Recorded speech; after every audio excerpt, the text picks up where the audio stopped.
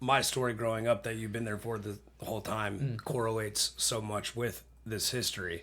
Yeah. And I think it's I think it's a pretty crazy story, and I think it's really awesome that we're doing this podcast together because out of all people, you've been there. Yeah. That Been a long time. That whole time. Been a long time. This is your boss, Skinhead speaking, on the Skinhead train to Rainbow City. Sit back, relax, have a coke, crack a joke, put on your dancing shoe, and listen while your boss, Skinhead, suck it to you. Suck it to me, suck it to me. Hi, everybody. Skinhead from Wikipedia, the free encyclopedia. Not to be confused with white power skinhead. That's literally the first words on the page. A skinhead, or skin, is a member of a subculture that originated among working class youth in London, England in 1960s. This is Riley Bowen. And this is going to be a real fucking weird episode to delete everything with our host, Patrick Wall. Hey guys, welcome back to, I didn't do the applause. Yay. You don't have to applaud this one. No, okay. I'm Patrick Wall, and with me is my co-host. Riley Bowen. And we've got a guest today, our good homie here from out of town. Say your name. You're supposed to say your name. Tim Bowie. That's, Tim's here with us. I don't think we coached him on that. No, part not at beforehand. No, no one tells me anything. Nobody tells me nothing. At any rate, thank you guys for coming back, coming here for the first time, whatever you're doing. If you like the show, if you haven't already done so, please get on Apple Podcasts, Spotify, whatever you're listening to. Give us 5 stars. That's just the best way you can help us out on the business side. We don't necessarily need kind words from you, but if you leave a review with some kind words, it'd be nice to get some kind words. it's nice. You know, we're gonna read all of them. We're gonna say, No man is you an know, island. I have a heart too. Yeah, I'll read them. Yeah, Yeah. Tim's gonna read them. Tim, you know, you prick us, do we not bleed? Yes, we do. If you write nice comments, do we not go, oh. But yeah, 5 stars is the best way that you can sort of tell us that you like us, and bonus, that makes us more visible in other areas of the podcast hellscape that exists out there. So if you haven't listened to the show, or if you have, I'm going to say it again. Basically, this is Delete Everything Podcast is us just getting together, talking about forgotten histories, unknown histories, things that maybe people knew at some point in time, but people nowadays don't really know about, or somebody knows like a little bit about it, but not much stuff that's kind of like in the corners. It's tucked in the corners, Which is pretty fucking relevant, I think, to what we're going to talk about today, but in a more contemporary sense. Because I think most of what we're talking about today is something that's actually happening right now. yeah. A lot.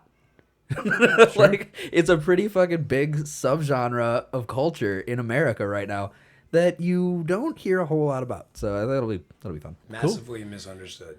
Yeah, massively. Oh, speaking of this, our guest Tim Valley, a good friend of mine for going on like 20 years now. Yeah, close to it. This episode is based around him coming to town. This is the first time we've done this, like a catered a special episode to somebody coming around, because Tim is, without a doubt, one of the most interesting people I've ever met. And he picked this topic specifically. So we're going to go through a little bit of the history of the skinhead movement starting in Jamaica, going into England, then into the United States, and then up into contemporary times. Yeah. And it's not all racist. It's almost none. Right. Which is nice. Yeah, it was definitely taken away and turned into something that it's not. And within the past 10 years, the skinhead movement has came back, and it came back heavy. Yeah, yeah. They tried to co-opt it. The racists tried to co-opt it. Well, did. they've done it very successfully. Is the thing, which is like, I mean, we were doing this research, right? So the skinhead, you call it movement. I mean, yeah, you could say a skinhead Yeah, movement. the sure. skinhead Yeah. movement. Well, it started out in like working class neighborhoods in England in the 60s. So like, much like any other movement that started in poorer neighborhoods or poorer areas, it can be colonized by bigots. That happens all the time. Yes. Yeah, like hip hop had that happen. You know, like it went from rap and poetry to eventually, like murder culture. There's a bunch of crazy shit like that. So now, like some weird amalgamation of country and rap is a thing 80s, which you would never think. 80s yacht rock stuff that's a lot of fun. I don't know. You would never think. I don't really know what the fuck's going on. I mean, let's ask Tim. We started on the yacht rock, man. Are you a yacht rock connoisseur? Is that a... I just heard the term yacht rock for the first time like 2 months ago. Really?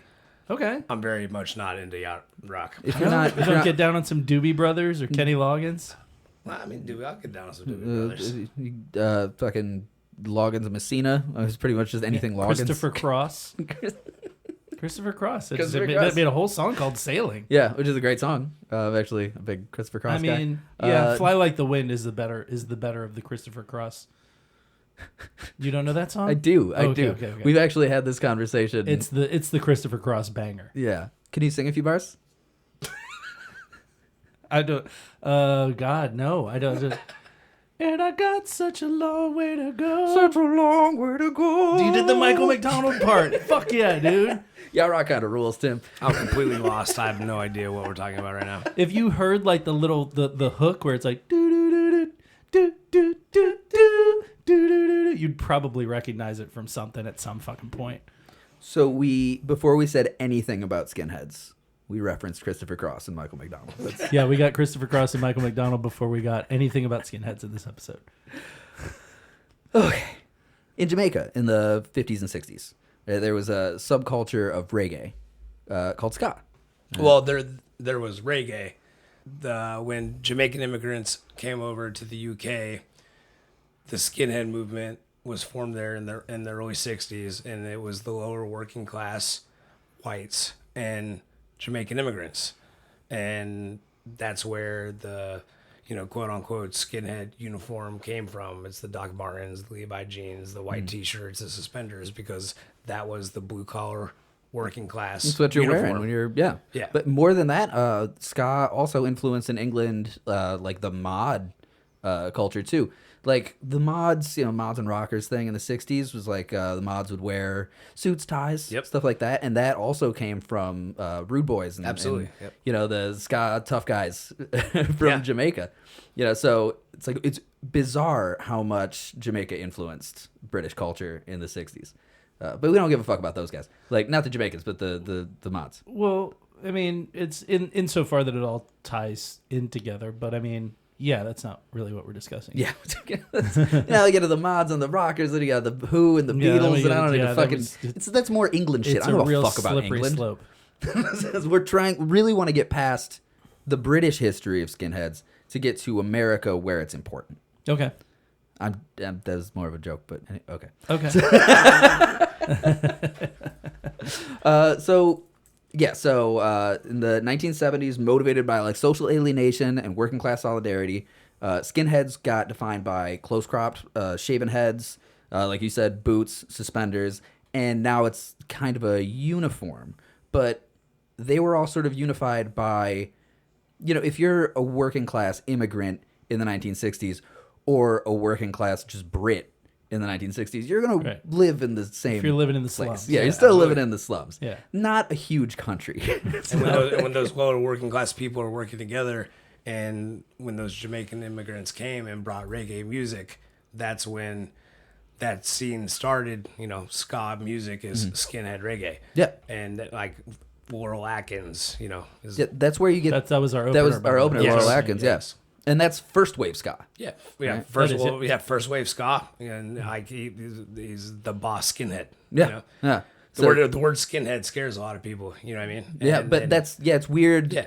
Right, again, What it's a been Boss co-opted. skinhead is a black Jamaican man. Yeah, what an interesting the way that the name of that song is Skinhead Train. I mean, which in American parlance, if you look that up on the internet, you'll probably find a completely different thing. I don't want to look that up. You'll see links for American History X. Yeah, or Skinhead Train sounds like definitely make sure that like your filters are on to leave the porn out.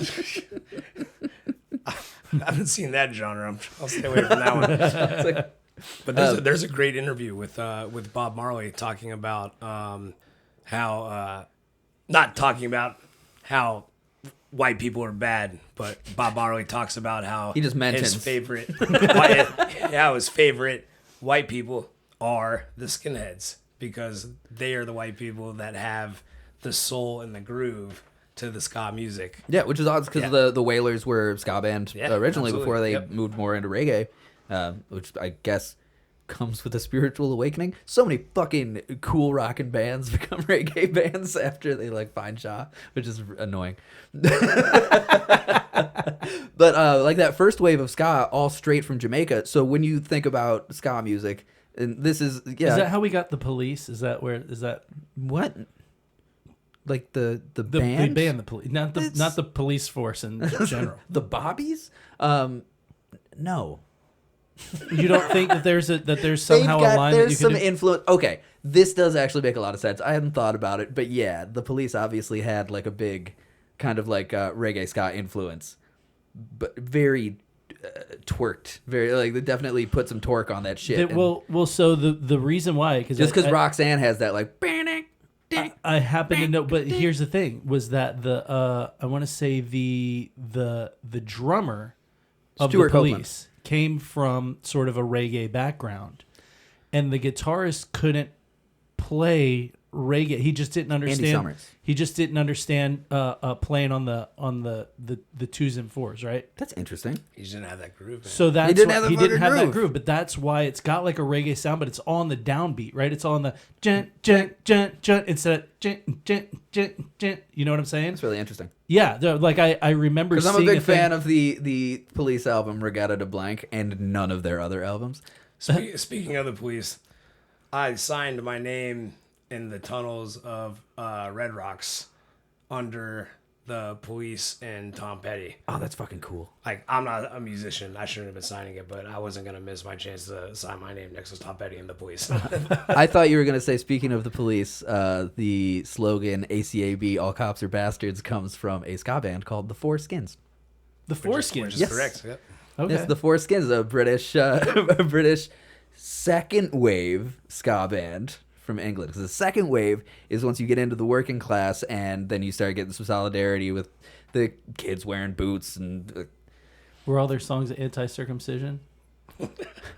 they were actually like a lot of like so that's once you get into the youth of a particular culture and then they start developing their own music or they start blending genres or they start wearing uniforms, of course, like political you call it propaganda, but like political agendaism and different like workers' rights anthems and shit like that all spawn from that directly. I mean, that's a big reason why that name skinhead is was separated and taken apart is because politically different groups, skinhead groups.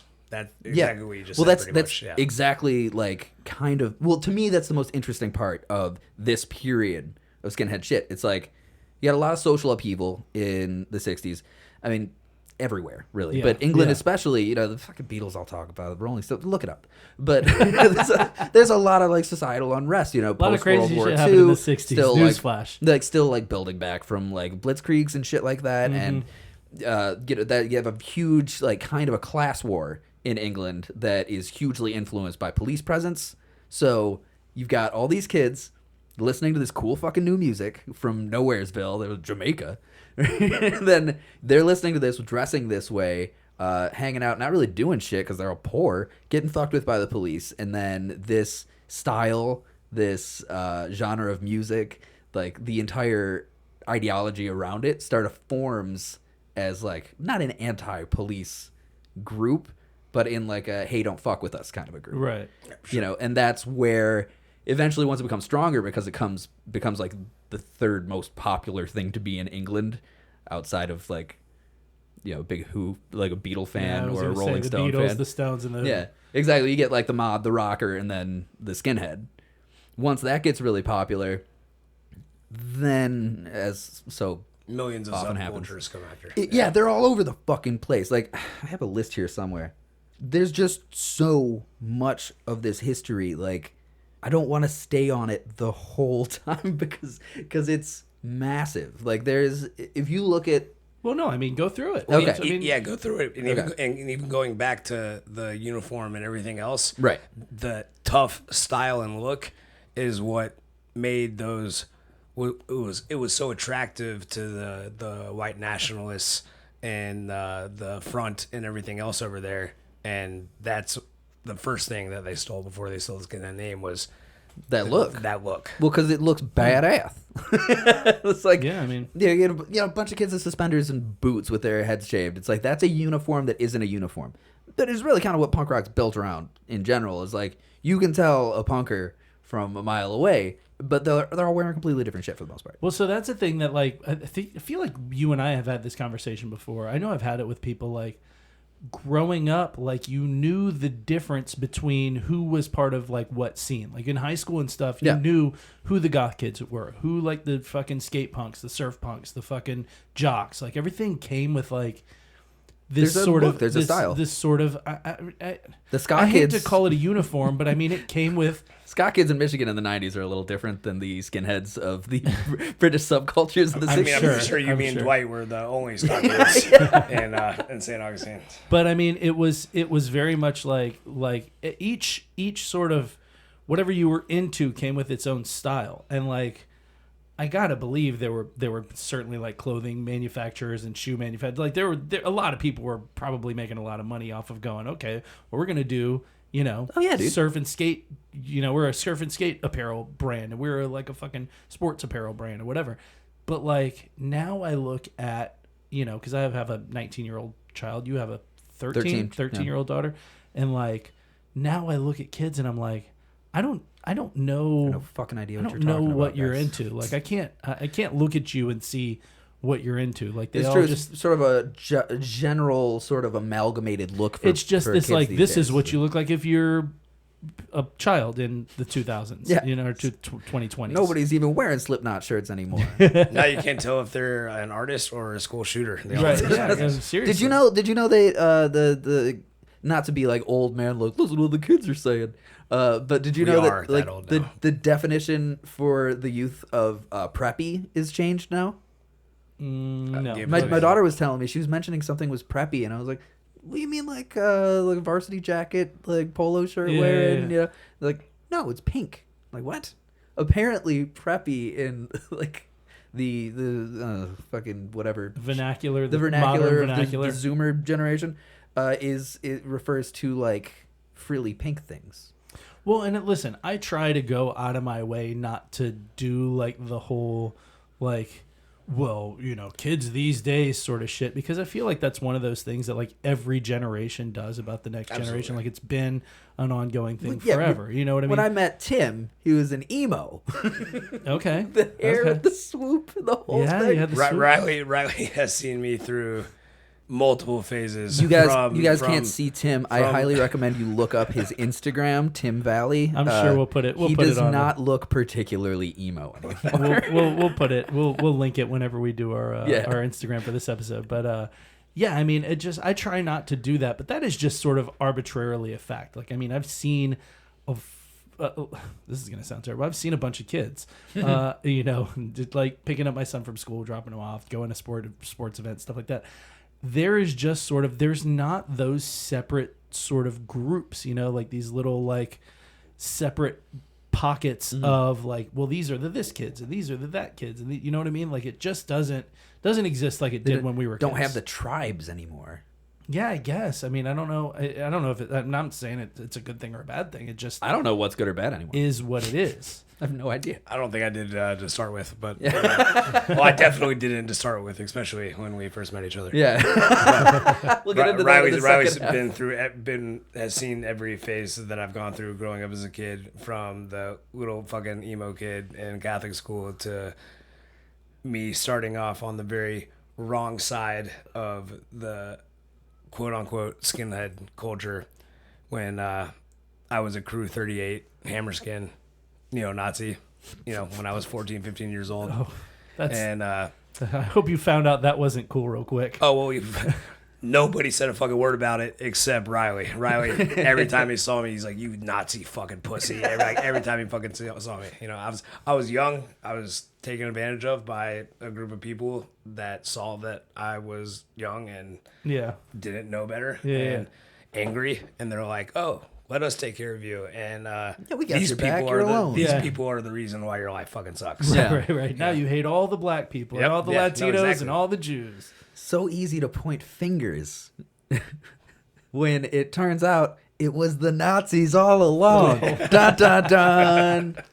Wait, we're the problem? Oh, See, fuck. this podcast is kind of like that episode of Scooby Doo, where you spend the whole time tracking the ghosts, and then you finally pull off the mask. Let's see who you are. You pull off the ghost mask, and it's Nazis every Jinkies. goddamn time. And I got away with it too if it wasn't for Nazis. you anti-racist And the activists. Nazis these days are nowhere near as well dressed as. No, they were all the original ones were all dressed by Hugo Boss. They had some style. Oh, yeah, I mean- got to give it to them on the style points. That shit just flies. I mean, they were sharp uniforms. Unfortunately, they came with some. That's like somebody. That's like the one guy in the room that's like, well, Hitler was a genius. Jesus Christ. I thought his paintings were good. Yeah. Jesus Christ. His meth intake was impressive. Like, I did, just to talk about Hitler for a second, because this is one of my favorite things to say about Hitler. It's well known that he was a vegetarian. Not quite as well known that he was a vegetarian to help curb his insane flatulence. He was just farting all the time. have you read the medical sheets? Yeah. Like the doses of methamphetamines that he injected. There's a video of him at a sporting event, just completely tweaked out of his mind, and it's hilarious. I mean, yeah, if you see any of his speeches, he looks like he's tweaked out of his fucking mind. Like his medical records, it's literally makes the Wolf of Wall Street look like a pussy. Like it's mildly impressive. Not to give Hitler too much credit, but boy, that's a lot of drugs. But okay, so yeah, obviously this kind of moves right into the white power skinhead movement, sort of trying to take over the name in England, because moving out of the 50s and 60s, when it was like a working class kind of a musical revolution, which came out some fucking awesome music. Like the Specials come out of this. I was going to say the Specials, yeah. Everybody, if you don't know the Specials, you do. You've heard them. Yeah, You've heard them a lot. So fuck off. So like, after it is popular with music and it becomes more popular with style, and then like think of like the Sex Pistols coming to America was a huge clothing advertisement. Like it really truly was. Like a lot of Sex Pistol sponsors were just like, let's get this style over there, and then we'll start selling studs. Okay. We'll selling studs Vietnam for was a vests. big Doc part of that too. Martens. Yeah, Vietnam as well. After Vietnam, the young guys that were coming back and getting in trouble and stuff, the white nationalists in the front and everybody else targeted those young soldiers. Well, yes, you'd think about like if you've just been at war for 8 years, saw all your friends die, and you've been fighting people of For different nothing. race For nothing. nothing. And you come back after that, and people call you baby killer and shit. And then like, hey, let me offer you a hand here. We've got your back. Also, we know why this is happening, and it's that color there. Yeah. Jesus. Which, I mean, listen, I get you're young, you're angry, you're probably experiencing a significant amount of fucking post-traumatic stress disorder or whatnot. But You're like, on heroin, probably.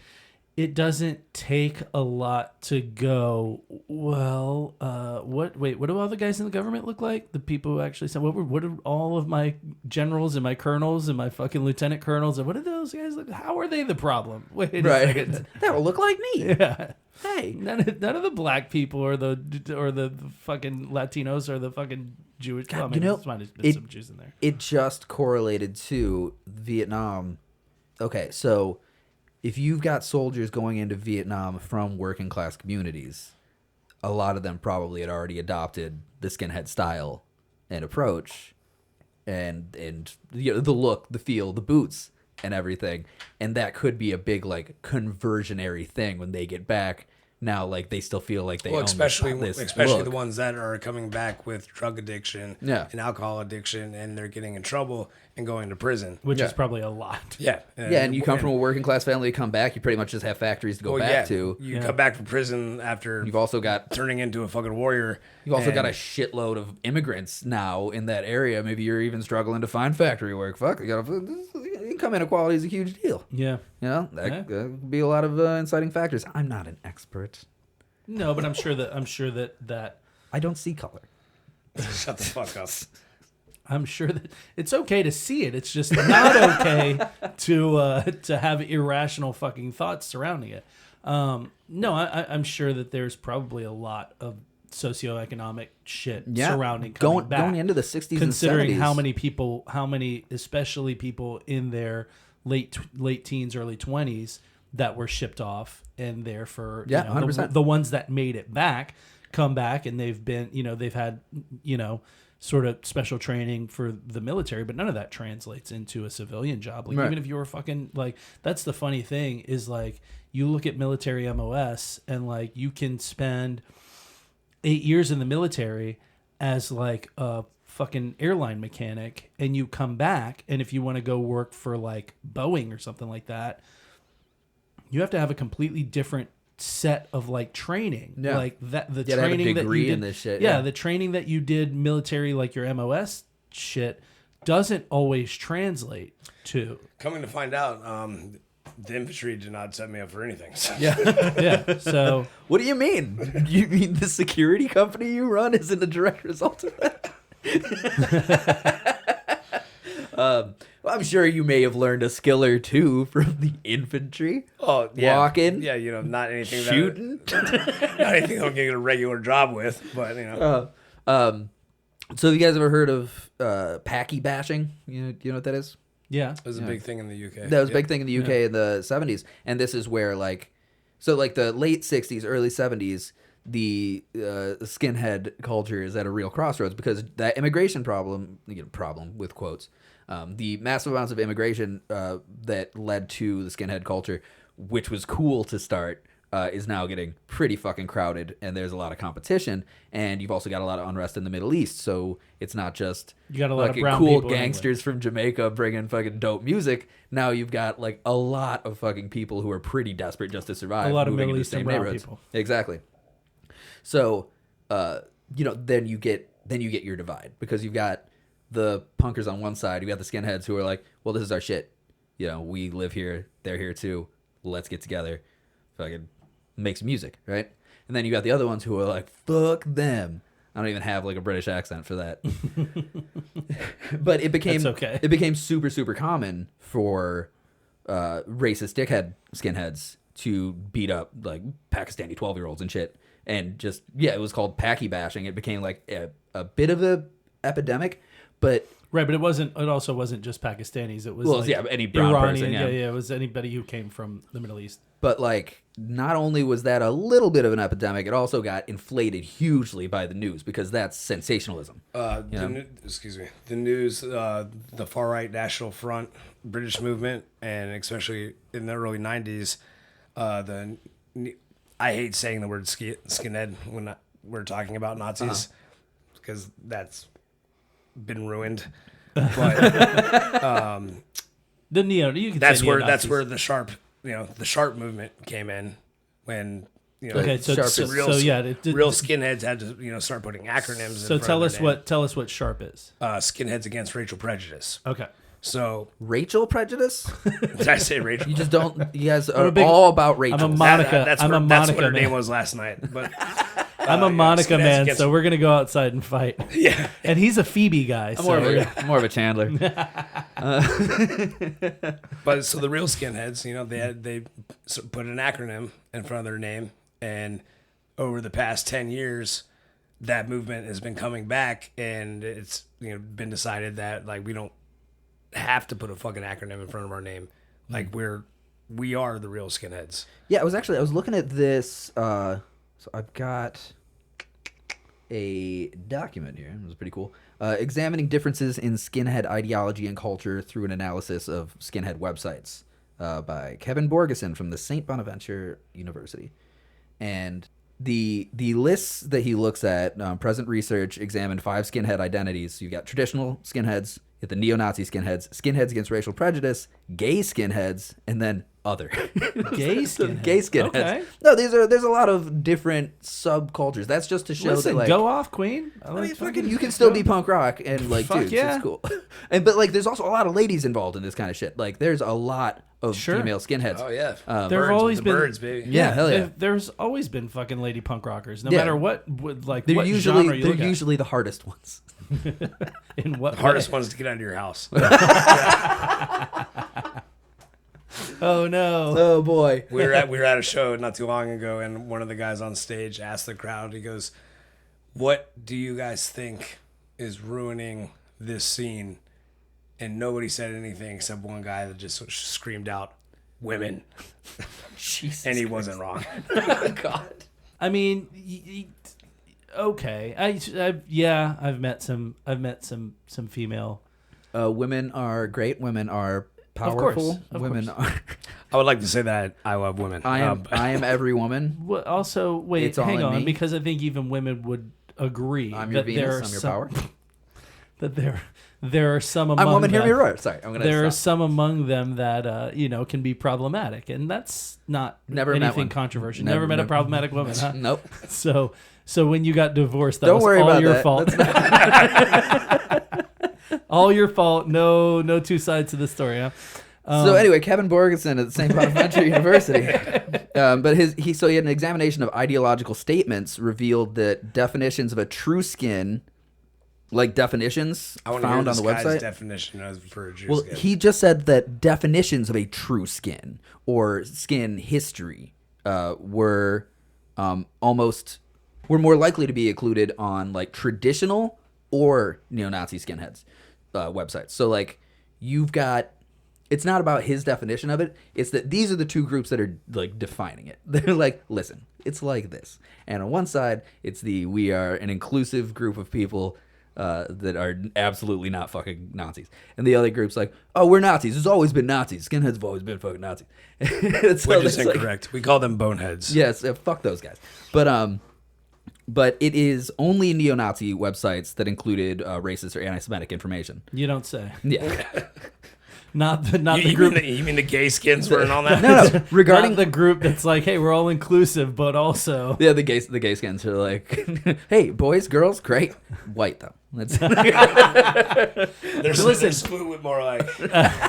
I don't doubt that there might be some groups out there because like this is all shades of gray type stuff. You know what I mean? Like I understand the history of it and all that shit, but I mean, in the modern day, it's a lot of shades of gray. We want to put everything into sort of these black and white boxes, no pun intended. But like, I'm sure there are like probably racist gay skinheads. I'm sure they exist. There are out there. racist gay boneheads or racist gay I'm sorry. neo-Nazis. I'm sorry. My bad. I'm going to try and respect Tim's wishes on this and not say it. If I'm going to have to meet a neo-Nazi, I would like it to be a flamboyant gay one. 'Cause I feel like that would just be much funnier.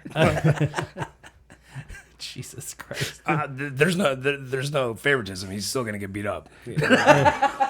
Just don't call him like a a homophobic slur, and it won't be a hate crime. Just say just beat him up. Just call him a Nazi and it's yeah, okay. exactly. Yeah, that's exactly. good. That's it. Just That's call it. him a Nazi while you beat him up, and you're fine. So all right. So the Get the Jews out of here. I was trying to the think. master race, silly. Their Hitler salute, their wimps are a little wrists. Or their- their wrists are a little wimp. I was trying to think of what racial epithet I could use that wouldn't be super offensive. I was like, and we're definitely out. Like, I just can't say, the SP for Hispanic. So I guess Jews. You can't say. You can't Listen, we Spick? I thought you were just going to Okay, say spick. Hispanic. I'll say spick because I am one. But See, we can stay away from all those words, but Wop and Ginzo are my straight go-tos. We can hate on Italians. Everybody can hate on Italians. You never heard them called Wops? I've heard them called WAP.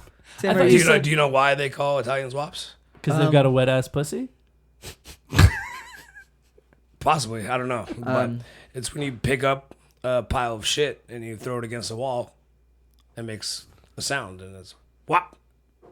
I'd like to apologize to all Edit of our this Italian part. viewers. Just edit All cut of our this part. Italian listeners. I'd like to issue a formal apology to all of our Italian listeners. Italians still fall under whites, so those are the ones I'm allowed to make fun of. That is true. That's You- fair. yeah, Okay, that's that's true. And we're Irish, so Yeah, I'll take. I'll make fun of the Irish, but I don't know you can why call they're me a great. Mick all day. I mean, whatever. Yeah. Irish people are amazing, so I'm gonna stick with that. Yeah, get in your fucking potato boat and scream it from the ocean. How about that? Potato boat. Yeah. What the fuck? Get in your potato boat.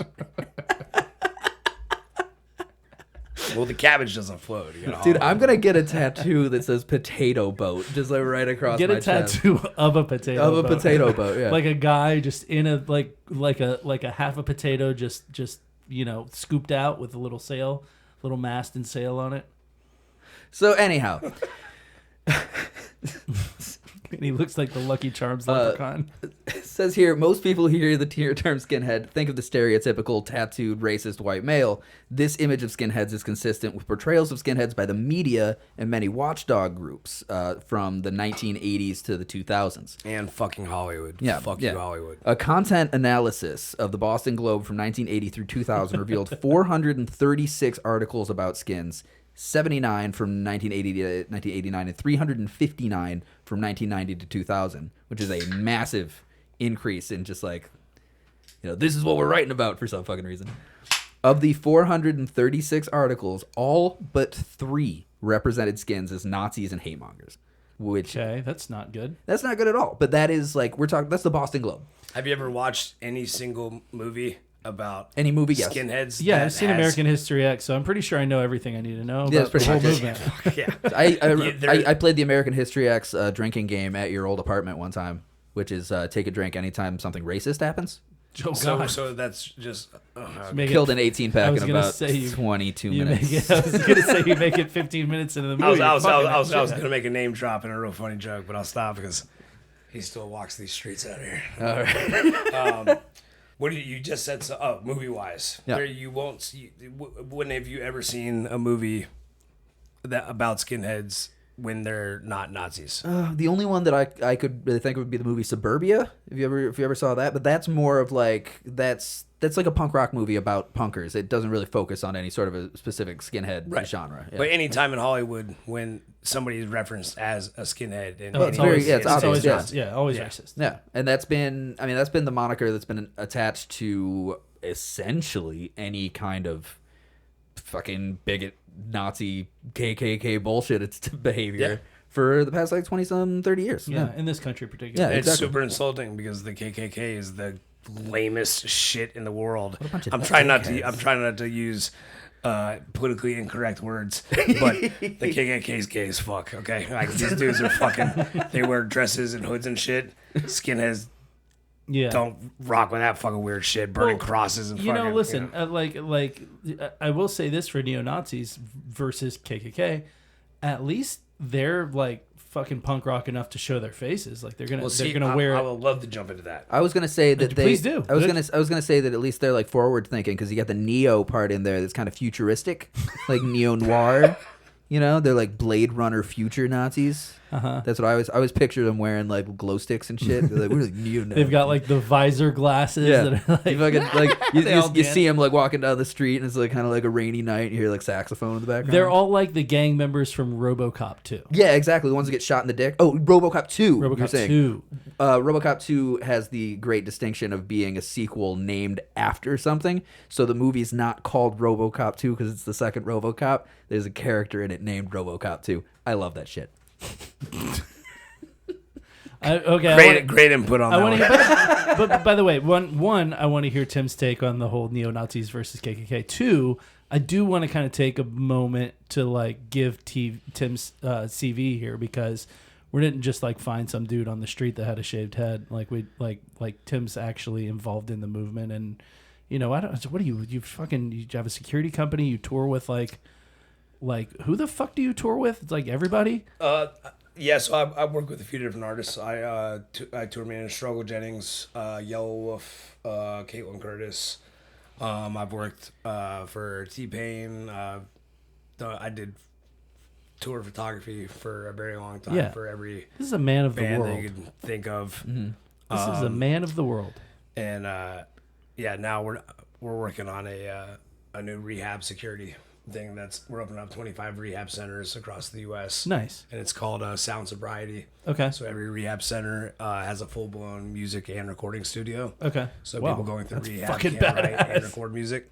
And we're also integrating youth outreach with those rehabs so they can also use those recording studios. and Okay. stuff. So, and obviously, Tim is a skinhead of the non-neo-Nazi We are variety. the only skinheads.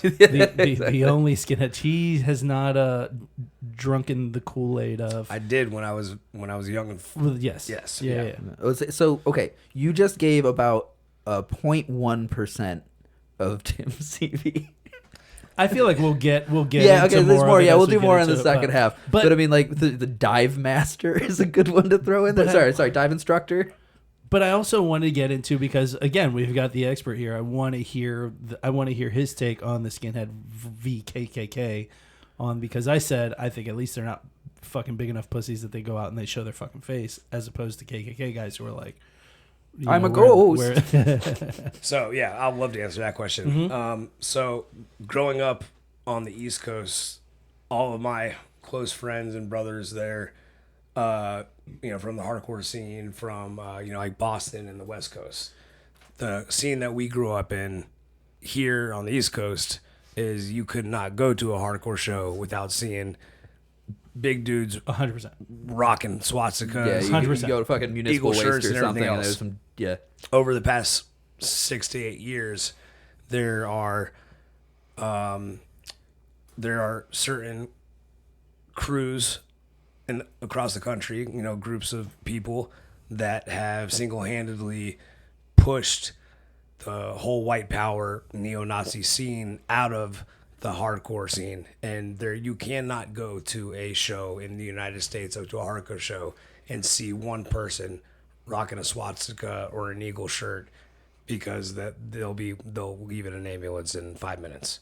That's cool. Of course, and when it comes to showing their face and everything else, when they do their little marches and stuff like that, the first thing they do is they call the police. They do everything by the book.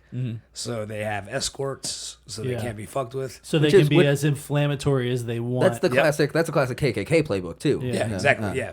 So we have the right to assembly, which yes, You Which do. you do. Right to assembly. do. Absolutely. And I have the right to go catch a misdemeanor fucking battery charge. But I will say that goes way back, because like back when I was in my late teens, so like we're talking about late fucking 90s, dude. I used to be like really hardcore. Used to be really into like the hardcore porn. scene, hardcore like straight edge fucking go to all these fucking shows and shit. And it was always like, and I used to go with a buddy of mine who, incidentally, his name was Tim. And we used to go to all these, like drive to fucking Orlando, DeLand, like all these places, and go see these fucking straight edge hardcore bands. And like inevitably, almost 100% of the time, we'd end up fucking getting into some shit, because there'd be a bunch of fucking like neo-Nazi skinheads there. And you can't help but like fucking, if you have any sort of balls in your pants, you're gonna say something when they're fucking spouting dumb shit. Yeah, that's how I got beat up by neo-Nazis in Orlando a while ago. But I don't want to get into that story. That was a few weeks ago. I would like that was But that was 6 months when ago. my first year, I would like everyone to know that I'm a sweet little butterball baby. my first year, or my first leave from the Army, you, me, Dwight, Dylan went to Freebird for a show. And that's when that massive Nazi dude that had the full eagle on the chest and everything else destroyed me. And there's that photo of Dwight 200 Cradling pounds your smaller and with his mohawk, and he's cradling my face, and I got this big black eye, and he's just smiling at me. We're talking about our punk rock friend that is just a fat happy daddy now. He made it out somehow. He's one of those guys like, I left the life behind. Yeah. So it was for a long time like a proving ground for neo-Nazis to go to these kind of shows and start shit. Start fights. Yeah, they go en masse to like beat up people who would give them shit, because this is America. or just beat up people, just literally overtake the pit and just fucking throw punches. That was like a big thing too. Like, yeah, and in the hardcore scene now, I mean that's still a thing. It's like being you're going to a Madball show, you're going to a Gnostic Front show, you're going to shows, real hardcore shows. They have a pit for a reason. You get in there to get violent, friendly violent. You know what I mean? Not knock And everybody out violent. Yeah, I mean, sometimes it comes out of that. But it's like those Nazis, they're too scared to come to those shows anymore. It's impossible to find them. Well, because then it goes from everyone being like kind of a free range target to everybody's got one target. Oh yeah, no, Literally, the last time I ever saw anybody rocking a white power clothing, I believe it was at For the Children in LA.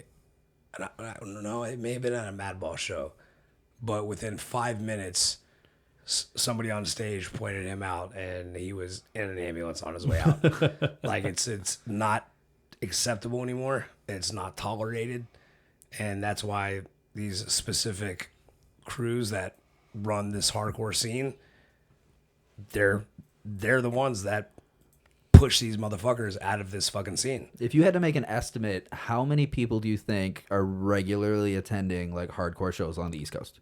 Well, I mean, it depends. It depends band wise. That's fair, but I mean more like if you could just make a West guess. West Coast hardcore scene is obviously much bigger. Uh-huh. East Coast hardcore scene is definitely here. Jacksonville's got some fucking really good new fucking hardcore bands. Like the Southpaw is a new hardcore band from up there that is amazing. But East Coast is definitely smaller for sure. Which I feel like it used to be the opposite. Yeah, because you got the East New Coast, York, Boston, used to have all New that York, kind of Boston, shit, yeah. DC, all these fucking like. Yeah, well, excuse me. When I'm saying East Coast, I'm thinking like Florida, Oh. East Coast. New York is the fucking mecca of hardcore. Uh-huh. You know, So we'll just estimate how many people do you think in New York, the New York area, would be down to go to a hardcore show and maybe beat up a Nazi? every single fucking person that listens to hardcore. So The Black and Blue event every year in New York. How many people? How many people there? So roughly? this past year, we were definitely over capacity, and it was packed solid for 3 days. Fuck yeah. I mean, it's New York hardcore, bro. Like yeah. there's nothing harder than New York hardcore. That is kind of you know, where it all and- spawned. Yeah, I mean that's the- NYXHC is a New big York fucking, hardcore. Yeah. Freddie Madball. Yeah. You know, Yeah. Danny Diablo, like all those dudes. Agnostic Front, like that is New York hardcore. So like, I just think it's fucking fascinating because I didn't know really much of this. I knew about skinhead history in England, and I've always been a big ska fan. More of a third wave guy myself. I'm a big Mighty Mighty By the Boss way, Tones just fan. FYI, I had to text the only person who I knew that was like a hardcore ska fan last night because I randomly got a ska song in my head, and I texted Riley at probably like 12:30 at night. I was like, "Hey man, I just had to text you because you're the only person who's gonna appreciate it. I just got a fucking SOS by Suicide Machines in my head out of the motherfucking blue." You know my favorite ska band? What Are you asking me or him? you? Slackers. Yeah, I fucking love. I mean, Okay. you and me have seen the Slackers together Twice. more than twice. I've only seen them twice. Once at Jackrabbits, once at. I thought you were gonna say something upsetting like Real Big Fish. My second favorite is the Aquabats. I fucking Of love the course, Aquabats. yeah, I know your love for the Aquabats. Dude, the Aquabats. All right, I know this is a weird episode. Riley to talk has about a weird love of comedy music. I too. love He comedy, loves comedy music. Yeah, but the Aquabats, dude, they released an album, their last album, which is called Finally. They released it just a few months ago. Their last song is called Take It Easy, and the chorus is just like "Take it easy, little buddy." And I was driving and I fucking cried. I was listening. I'll never get any news. And then I missed their last tour I too. and only it have fucking bummed me 20 albums to listen to now. out. 7, thank you. They only have 7 for as long as they've been around? Yeah, since 1990. Wow. Yeah. Okay. And they're all fucking awesome. Anyway, this is neither here nor there. Third wave ska, if anyone's in the dark about this, after you get your second wave ska in England, it kind of like progresses and pushes out into punk rock in the United States and all of Europe. The third wave ska is the real fun 90s. The third wave ska Nazis are my favorite. Third wave ska Nazis. Yeah, they're always They're talking. non-existent. Yeah, I was going to say. They're the ones that are like, oh no, the Third Reich, it toppled. Pick it up, pick it up, pick it up. That's where you get your skank and pickles. Yeah, and your yeah, mustard plugs. Bunch of Jesus. Nazis listening to mustard plug. less than Jake. God, I'm just picturing like the Hugo Boss outfits with the fucking like the knee-high leather boots and shit. And they're all just skanking around a pit. Jesus Christ. This music's so much fun. Hey, let's get back into To hate skinheads. to. Yeah. Sorry. We don't have to. Ska for life. We can just keep making our listeners be like, "Oh, okay, are you guys going to fucking talk about something? What I would say is, since we're going to be getting out of the history of the skinhead culture now, when you hear the word skinhead, you need to, think and assume that, take the time for yourself and look at the person and think when you hear that word skinhead that Maybe this person's not a racist. yeah, exactly. It's Could be quite the opposite. like the Chances are. neighborhood that I live in and everything else. I'm in the last non-gentrified neighborhood in Nashville. I love my neighborhood. I love my neighbors, and 90% of the clothes I wear have skinheads, crucified skins on them, skinhead shirts and everything. Anytime I'm at a gas station, someone's always going to ask me about it, and I love it because I get to sit there and educate somebody on something that they think is completely the opposite, and not once has it ever turned into a problem. Right. And it's like people really do listen, and it sucks hearing the word when people talk about Nazis and they say skinheads, especially when the scene is coming back so heavy and people are so very passionate about it. And because, first off, it makes me want to fight you, but I would rather teach you and get you to understand what the culture is. But these neo-Nazis and God, let's not even get into the fucking Proud Boys. We just beat the shit out of them 3 weeks ago. But like these guys are going into hiding. When they come out to do their little marches and stuff, they're all escorted by police, and we've really done a really good job of getting these guys to stay the fuck away from everybody. Would you consider like the neo-Nazi versus skinhead sort of like tradition, I guess, like tradition of like clashing as a kind of like for sure, like a 'cause, war? I mean, real skinheads are anti-racist. Yeah. Like we don't have to keep using that acronym SHARP. There are a lot of skinheads that they love that acronym and they keep it.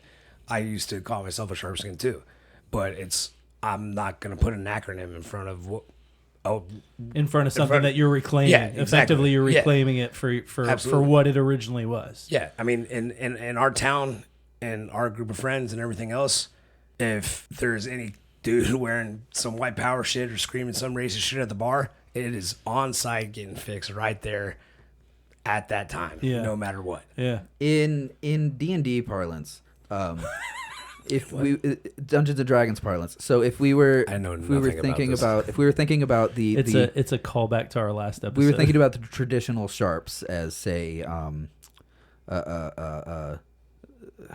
I don't know where you're going with this, so don't look at me. okay, let's scratch D&D in Lord of the Rings parlance. Okay. So like you could say that the forces of Isengard, right, would be the neo-Nazis. Okay. Right, whereas as in Minas Tirith, those guys are like the traditional skinheads fighting against the forces of Mordor. Right, I think we're all on the same page there. Right? You guys are on a page. I'm on a different book over here. Isengard is Saruman. We tried to play CeeLo. Yeah, Saruman's earlier. a fucking bad guy too. I know. We tried to play CeeLo earlier, and he brings out dice that CeeLo have Green? 500 numbers on it. He's trying to play like alleyway dice. I forgot my D20 set. Oh Lord, you never Throw roll, the dice, throw never the dice. roll snake eyes that way. So since this is an ongoing thing, we're still in the midst of this history. I think I'm going to stop there with like the historical retrospective, and I'm just going to let Patrick and Tim talk for a while because Pat just met Tim today. Okay. I've known Tim for almost 20 years, and have been consistently perplexed by this fucking cryptid creature, like, and how he's lived his life. But Patrick is new to this, so I'm just gonna sit back and giggle and throw a joke in every now and then. But, I like that. Let's let this unfold. Yeah, I don't know the enigma that is Tim as well as you do for sure. Shit, dude, I don't know where to even. Okay, I guess I want to know how we got from. So what is this is going to be sort of an interview process. That's exactly what it is. Okay, fuck yeah. I'll throw in one more thing. Yeah.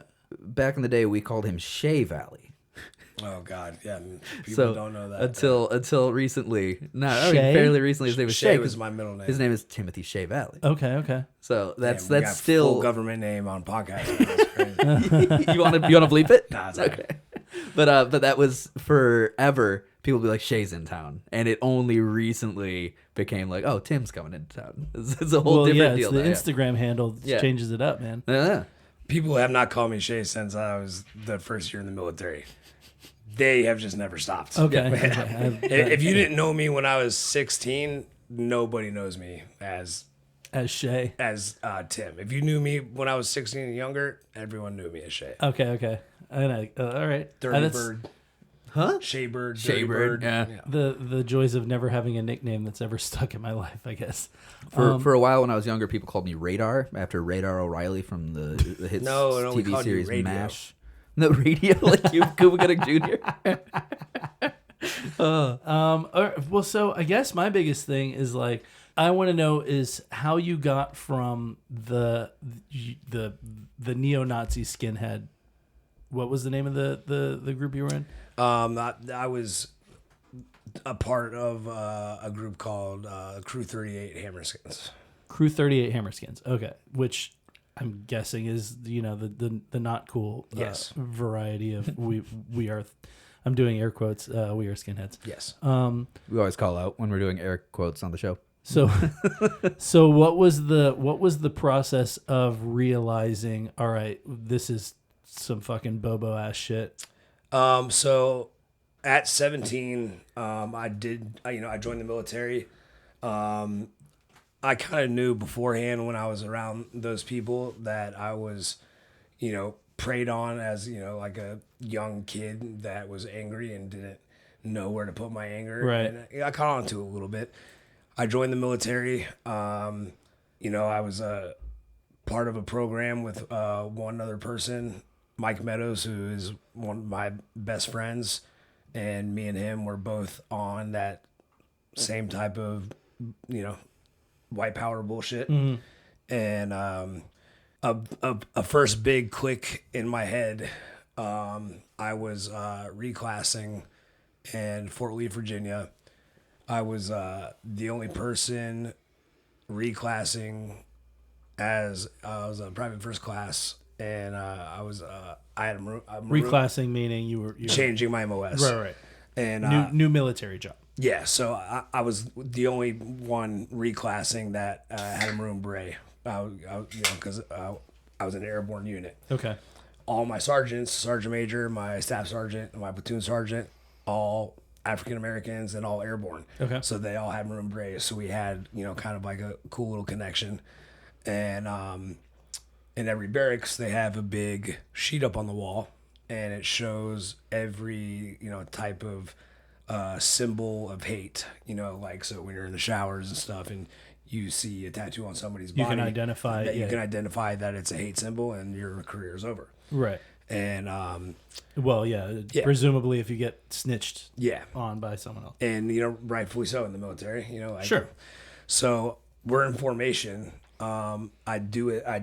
I still do. I have a 14 tattooed on my ankle, and those words are still drilled into my head somehow. The 14 words. Yeah, the 14 Yeah, words. yeah. We must, Which is a racist We must thing, yeah. secure the existence of our people and a future for white children. Right. Fucking stupid. Right. It's a big Nazi thing. Yeah. Right. And so For those of you who don't know.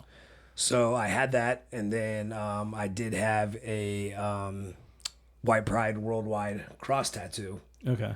And I got pulled behind. They stripped me down naked, and as they're going through my Jesus. tattoos, they see the 14, and I made up some bullshit about how I left home at the age of 14. Uh-huh. And once they got to my White Pride Worldwide tattoo, the sergeant major immediately pointed at it and goes, "Well, yeah, what about Which that is just one?" that Nordic cross, right? What's that? Well, yeah, so I turned it into a Celtic cross. Okay, yeah. But before it was cut off, and Right. that was the symbol. Right. And that sergeant major knew exactly what it was, but my staff sergeant, who was, big ass fucking strong buff fucking airborne dude, Right. and black guy, and he looked me dead in the eyes, stared at me for a second, and looked back at that sergeant major and said, "Nope, it's a Celtic cross." And he knew exactly what it was. Okay. And he literally looked gave me a fucking chance and kept me from losing my military career. Okay. So that was one of the turning points. That was one of the things where you're like, yeah, oh, maybe that was- black guys aren't so bad. Yeah, and it wasn't even that. It was just more realizing like why the fuck do I have this stupid shit on my body? You know, Right, like, I- right. You know, and that's why the 14 that I have on my leg, I didn't cover it up. I X'd it out.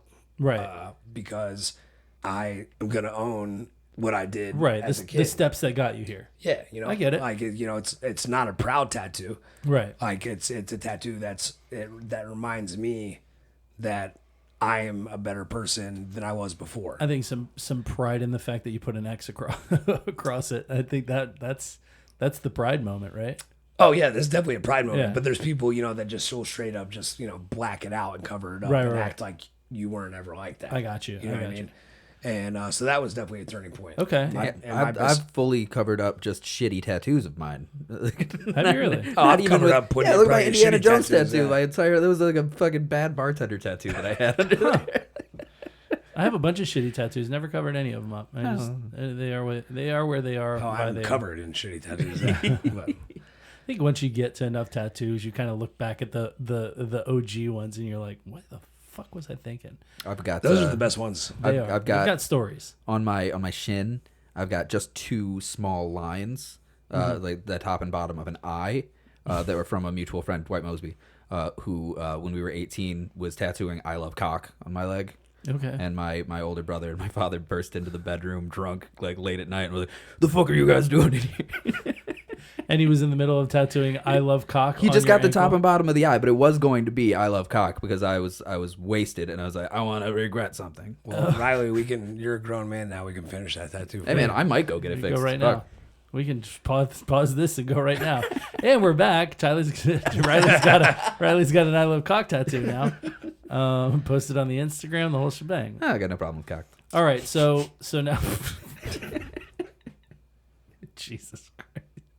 So all right, so now I get a little bit more understanding, like how you got from A to B. I'm guessing this whole time you were like into the hardcore scene, like you were. Not at this point yet. When No. when I was younger, I was. When I was in the military, I wasn't in any scene. You were a fucking military I was, grunt. I was full time. You were the property of the American government. Yeah, I was stealing fucking medical supplies and out of, you know, like fucking doing stupid shit. You know, I didn't have time to go to shows and stuff like that. Okay. My best friend that I joined with. But I mean, you were still into the music. Oh yeah. I've Okay. always listened to music. Right.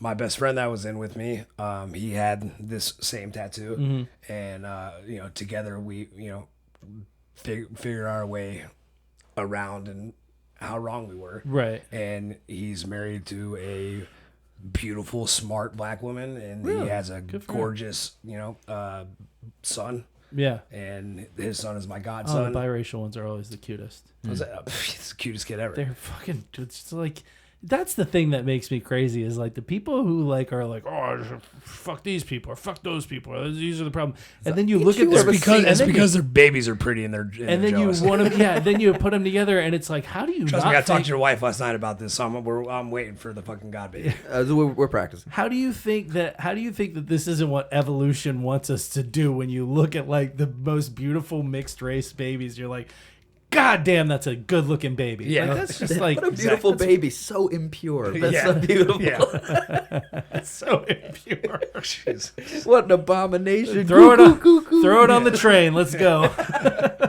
Jesus Christ.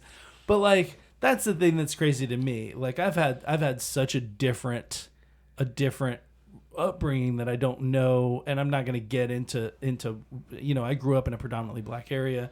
I grew up the child of an immigrant mother, largely raised by my mother and my aunts, you know, Brazilian women. And like I didn't experience racism. Like I didn't hear anybody say racist shit until I was like a teenager. Yeah. Like we moved to Florida, and that's when I heard it. Not to Welcome say to Florida, baby. listen, not to say that Louisiana doesn't have its fair share of fucking hugely racist motherfuckers. You but just can't understand what the fuck they're saying. I only spoke Portuguese, baby. No, Louisiana always has some culture. being well and being in We've covered some of that actually.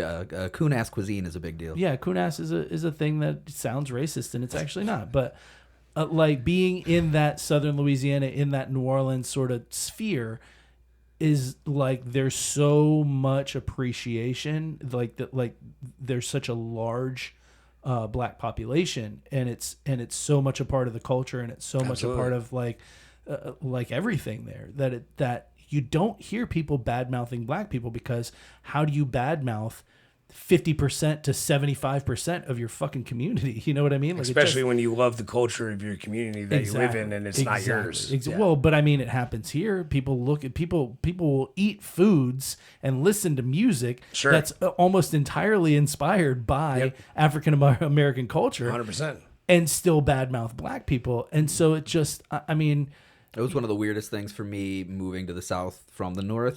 Is watching every racist white dude blast fucking rap music out of the their fucking crazy their shit. truck. You have these weird lifted mud trucks with fucking Confederate flag flying out the back. And just the skinniest dickhead 16-year-old white kid you ever saw just blasting a Lil Wayne or some shit as loud as he can in boosted speakers and everything's I was crazy. having this conversation with somebody the other day, because I growing up, I used to go to Brazil 3 months out of every year. My parents would send us to go spend, my sister and I, to spend the summer with my grandmother. Right?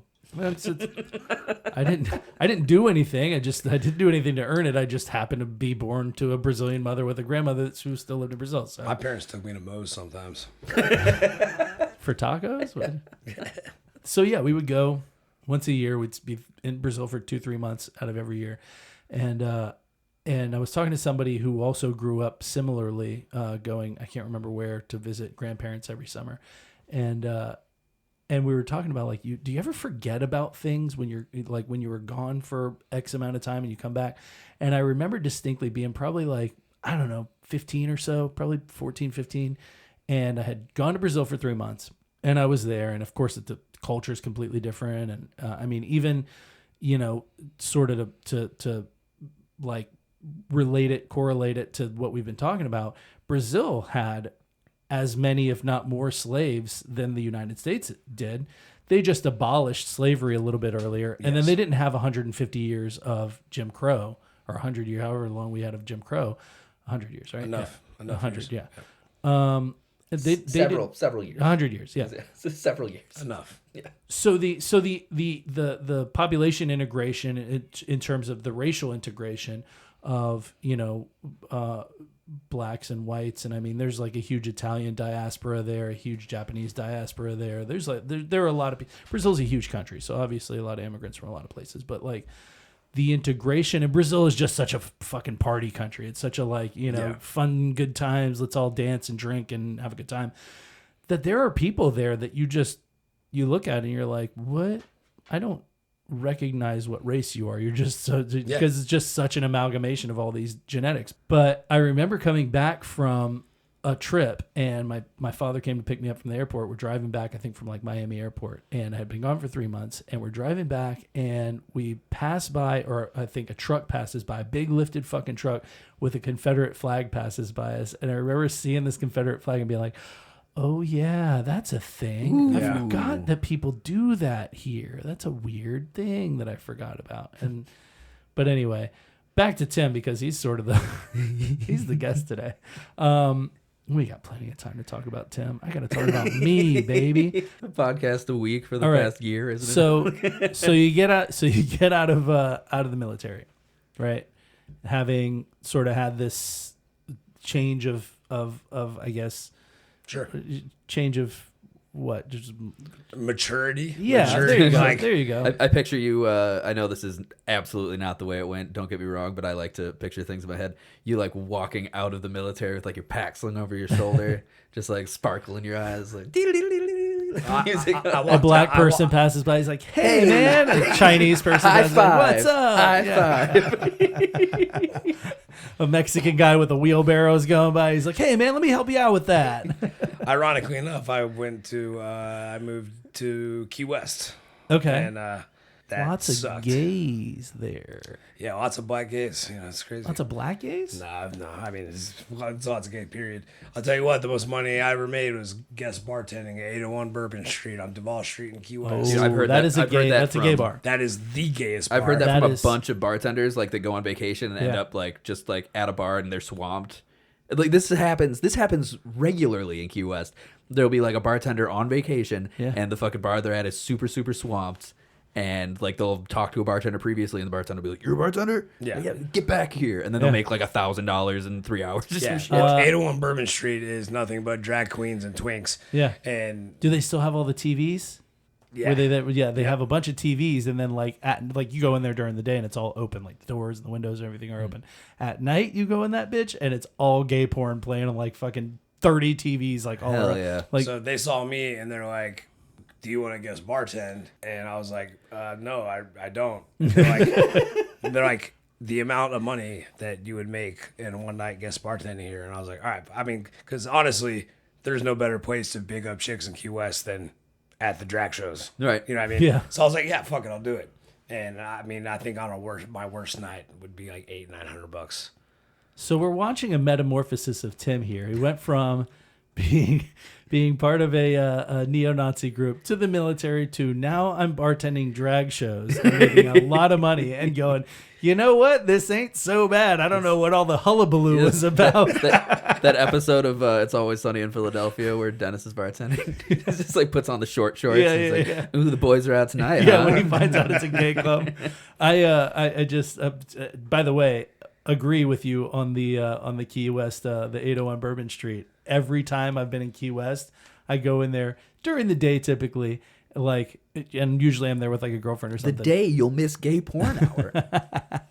But no, usually you start it's on the end of Duval Street that we always start the Duval Crawl. You know, the Duval Crawl being doing all the bars from. I've actually never done it. one Lived end in to the Florida other. like Yeah, 20 don't years. worry I've about never been to Key West. Don't worry about it. It's a bar crawl.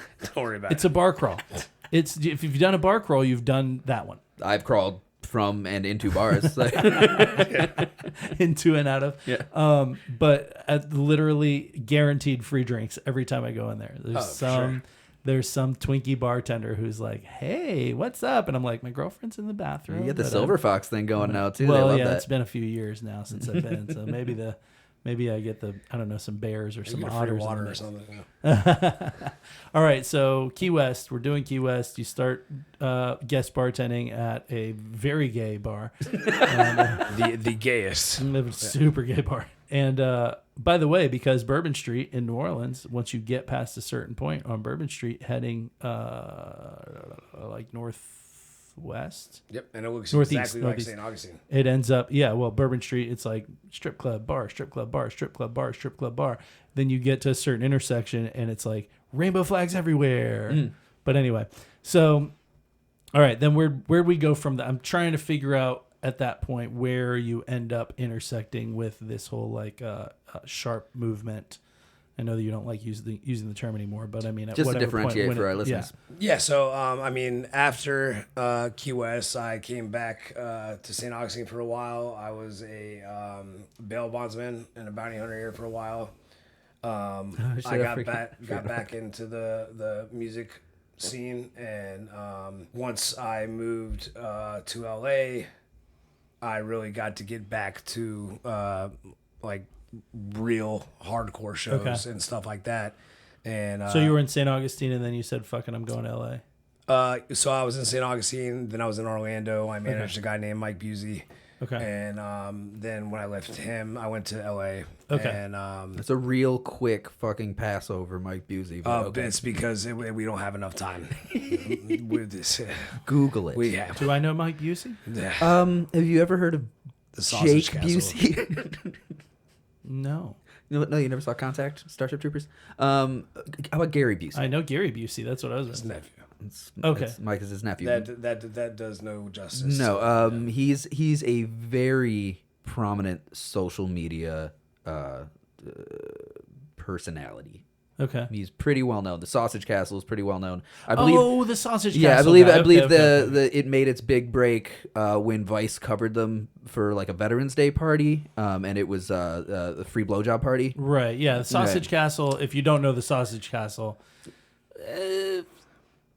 Google it. But be prepared. Let me break it for some this wild story shit. real quick. I run into Tim at the St. George Tavern. This had to be over a decade ago, and I'm like, "Tim, where you been? Like, fuck, last time I saw you, you picked me up to hang out. We went and fucking bounty hunted a guy. What the fuck? Where have you been? You're like, oh, dude, I've been in like Central Florida. Let me tell you about this place, the Sausage Castle.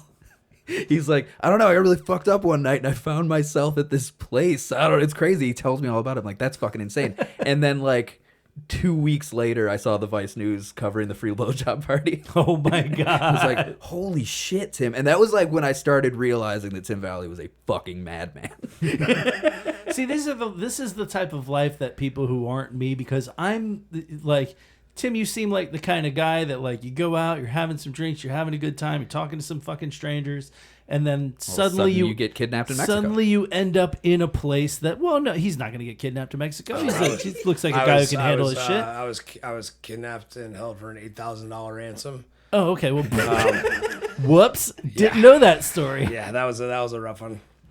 Well, listen. You take the good with the bad. Sometimes you get the Sausage Castle. Sometimes you get Sausage Castle. Sometimes you're held for ransom. But like, see, fuck 12. Just put that in there. I'm the absolute opposite. I'm fucking like, I don't want to talk to the stranger to begin with. Like, I want to go to the bar with like 3 people, and I know all of them. I know the bartender. I'm gonna have. So you're completely off on that. I'm the exact same way. I absolutely fucking hate clubs. I hate talking to people I don't know. Yeah. I did all of this tattoo, complete bodysuit, right. thinking that for anybody that's not looking at his social media, Tim is 95% covered in tattoos. I have "stay away" tattooed on the back of my head, and you would think it says "come up and ask me for my fucking Instagram." So it really pissed me off for a long time that I did this as a deterrent to get people to leave me alone. But then I had to realize that it's a conversation starter. I did this to myself, and I am 20 years late. If I was born in the 70s, nobody would fucking talk to me. You'd be in a sideshow. Nobody would fucking talk to me. And now I have to realize that these fucking stupid kids that are 10 years younger than us now, are like, I like your tattoos. People will just tell me about every one of them individually. People just come up and just touch me. Just touch my head. No. Wow, that's interesting. That's the black experience in America as well. That sounds awful. Dude, like my wife is just constantly people keep touching my her hair. fucking hair. Yeah. My whole entire life, not once have I ever looked at a grown man I didn't know at a bar or wherever and been like, man, I need to go up and talk to that guy. Yeah, same. Like it blows my mind how. But it's my fault. I did it to myself. My dad used to call that the asshole magnet. You know, like you have it. You just have a gravitational pull towards any dickhead in a bar that wants to come fucking talk to somebody. No, it's crazy. Yeah, but I like small fucking dirty hole in the wall fucking bars. I hate clubs. I do always have people who come up and talk to me. I just usually sort of like, I find a thing to either like tell them to get the fuck away from me, or I go do something else. Or sometimes I go somewhere else. And I was like that for a long time. Riley knows that any chance that I had to get in a fight or jump into a fight that didn't even have anything to do with me, I was that person. And over the past 5 years, I am somehow the number one person to de-escalate situations in my friend group. I think that's called just getting older. Yeah, well, I don't know what's wrong with my friends, but somebody did call Riley mashed potatoes one time in a tavern, and I almost killed him. No, the context was Tim was visiting. We went out for a drink. I think I was even sober at the time. I do these periods of sobriety. And I was like, I went up to the bar to get like a cranberry juice or something, and some guy said, like, he leaned in and said some shit like, I could turn you into mashed potatoes. And I was like, what? And I look at him, I was like, who said you calling me mashed potatoes? And I was in a good mood because I was like sober and seeing my buddies. And like, did you call me mashed potatoes? And I could turn you into mashed potatoes. And I say loud enough for Tim to hear, hey, I'm mashed potatoes. You're mashed potatoes, man. And Tim gets up and he goes, did you call my fucking friend mashed potatoes? Nobody calls my friend mashed potatoes. Nobody calls Riley mashed potatoes. If anybody's gonna call him mashed potatoes, it's me, mister. Oh my god. But I'm very into the not getting in shit and fighting and stuff like that anymore. Well, that brings me to my next question, which is tell me about the George Floyd protest. Okay, so when I was living in LA, right when the protests started happening, my buddy Mike that I was in the army with that we talked about earlier, Yep. he was in town visiting me, and we went down just to go protest and see what was going on. Sure. We did realize that the jails were completely full, and they could not arrest you for battery on a police officer. So we got 2 days of getting our ass beat by cops. And the third day, I went down there with my camera to actually do photography. And I met this guy, Jarrett Connor. He's a Bellator fighter. And he was standing on top of this, burnt police car. And he was with 2 other guys. Everyone else is setting shit on fire. Throwing rocks, and Jarrett Connor's holding up a sign that says, "We love you. Why can't you love us?" Okay. And so I'm standing on the car with him, and I'm taking photos. He gets off the car, gets on his knees, as a firing squad literally walks up to him, and he's on his knees holding up the sign. And in the video, you just hear the cop go, "Light him up." And all 12 police officers in that firing line all aimed at Jarrett and fucking shot him at least 15 something times with bags. Beanbags, tasers. Jesus Christ. And he ran back. We got him back up on the car, and he looked at me and he goes, "Yo, did you get that?" And I'm like, "Yeah, man, I got it on camera." And he's like, "All right, bro." He's like, "Get out of here." And I'm like, "No, dude." And I was like, "I'm standing here with you." You know? So they bring in about 400 police officers. And Jarek is a black gentleman? Yes. Okay. And they bring in 400 police officers. The rest of the crowd had been ran off, but the 4 of us refused to leave that car. Where in LA is this? This is dead smack in the middle, downtown LA. Okay. And so they brought in 400 police officers to arrest me and Jarrett and these 2 other guys that were with us. Okay. And I was charged with battery on a police officer, not obeying a lawful order, something like that. We went to jail, got out. And YG had come out with a song and a music video during the protest called Fuck the Police. Mm-hmm. And the first 20 seconds of the video is our arrest. Okay. And he ended up finding Jerry Connor, and I invited him to a private defund the police meeting at his private church. Okay. Where is this? Is this in This in is in LA LA. too? Okay. And Jared was like, "Yeah, absolutely. I'd like to come. I'm gonna bring the guy that stayed with me." Uh-huh. And YG was like, "The white boy," and he was like, "Yeah." And YG said, "No, you can't bring the white boy." And Jared was like, "All right, well then I'm not coming." So YG said, "All right, bring the white boy."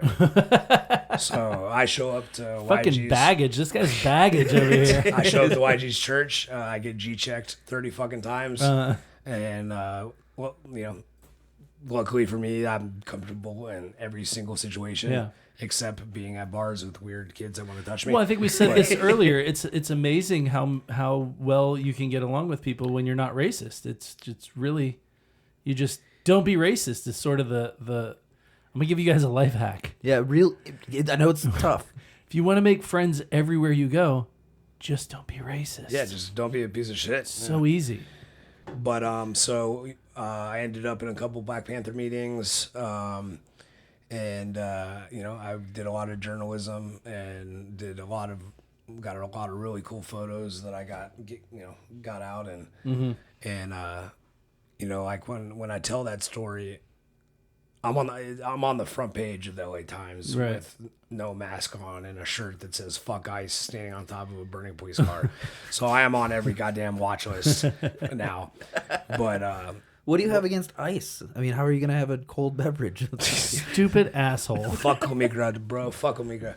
But when I tell that story, I feel like that's something that I'm bragging about. But that's not what I'm doing.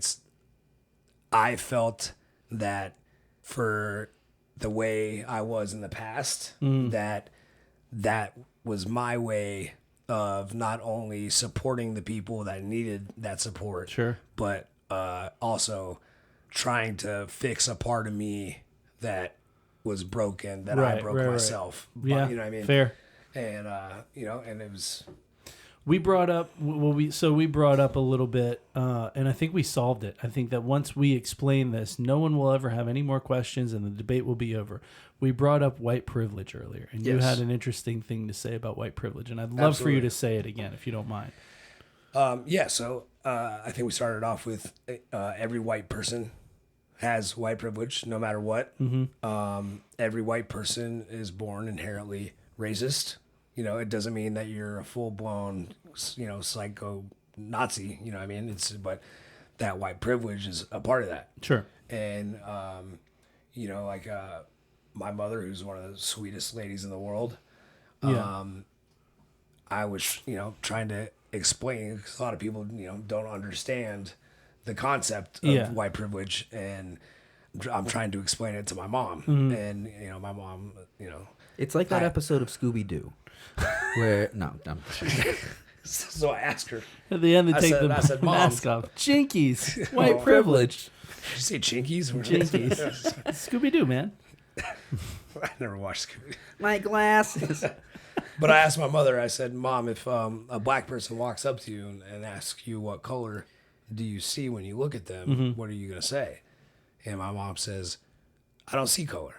And I'm like, that's your white privilege. Which is bullshit. Anybody who says that is bullshit. Yeah. And, to my sweet mother, like, she means it in the nicest way. And she probably thinks that's the thing to say. Yeah, because- exactly. And I look at my dad and I go, what do you say? My dad goes, black.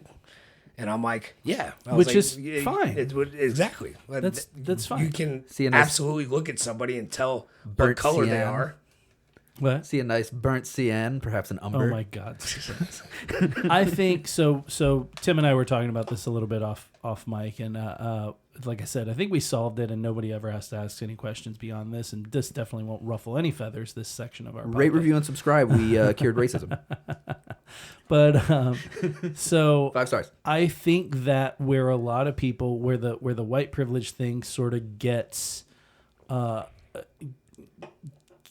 people riled up, I guess. Gets white people, obviously. I don't think anybody from any other race is getting riled up over it. But I think where white people in this country get riled up over it is that to say that every single white person has white privilege makes that person think, I've never had any hardships. I've never experienced Absolutely. poverty. I've never experienced difficulty in my job, difficulty getting a job, difficulty doing day-to-day things. And a lot of people think that by saying you have white privilege means that they have had a privileged existence. Exactly. Yeah. Yeah. Whereas it's it- meant a little bit more specifically, like you had some ice cream. That was a privilege, not a right. Right. Meaning you It's like, have yeah, this I'm a white kid and I grew up in the hood poor. right And- privilege. I and, think that yeah, privilege thing makes people immediately think, They're hardships. rich and Yeah. privileged privileged, and they don't Yep. have any fucking issues and no things to worry about, no things to stress about. And that's not wrong. what it is. Exactly. The thing that I think that white privilege means personally, the way I understand it, is that the way from slavery to civil rights to all these things that have happened is that there are certain socioeconomic things that are sort of baked into the cake of how we live today.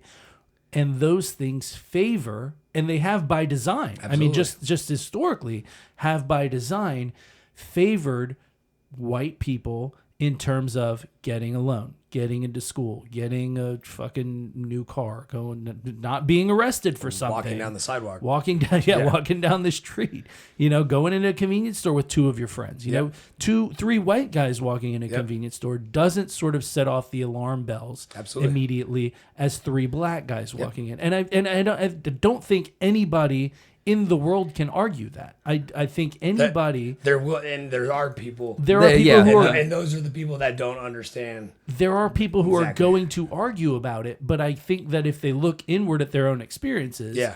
there is a difference between standing in a place, minding your own fucking business, Yep. and 3 white guys are walking down the sidewalk 100%. toward you versus 3 black guys walking down the sidewalk toward you. And I think that is the problem, and that is what inherent racism. It doesn't mean that you are Exactly. consciously or Yes. outwardly racist. It Absolutely. means that if you tense up immediately because you are suddenly surrounded by, or not surrounded by, because that makes it seem like you're in inevitable danger. But you are in a situation where you have 3 black guys walking down the street to you, and that makes your asshole pucker a little bit, and you go, oh God, I better have my head on a swivel for this. That's by definition just you are reacting based on the race of someone. Nothing else. Yeah. Nothing else. But they could be the 3 same exact people just with different skin tones. I had that's racism. I had the number one stereotypical white privilege moment the other day. I was driving through Palatka, Florida, with my beautiful. For those of you who live way away from here, Palatka, Florida is the most racist place in the world. And an absolute shithole to the west of northeast coastal Florida. I think Ravine Gardens is quite lovely, actually. But the Ravine Gardens are beautiful. Aside from that, there's the shitty places can have beautiful areas. Yes, but I was driving in my Mercury Montego through Palatka. With my jealous yet? Do you guys realize how much money we're making off of this podcast? I got a Mercury Manchego. What year is that? What year is that Montego? What year is that? 2000 something. 2000 and something. Do you hear that, guys? We are making it's money hand over fist with this podcast. Riley drives a 2000 something Mercury Montego. Fuck's sake. Anyway, please join our Patreon. We don't have any subscribers. Please join our Patreon. So I'm driving. I'm speeding. And I've got, my beautiful blonde 13-year-old daughter in the passenger seat. Taking her home for the weekend, for the, dad weekend. Sure. And I'm speeding. They got me. I was like 10 miles over or something. And I got pulled over, and I could see that I see that my daughter was immediately worried about it, and I immediately was not. I was like, I'm not going to get a ticket. I knew it. I knew it when I got pulled over. I was like, I'm not going to get a ticket. Did you get to tell the police officer, listen here, motherfucker?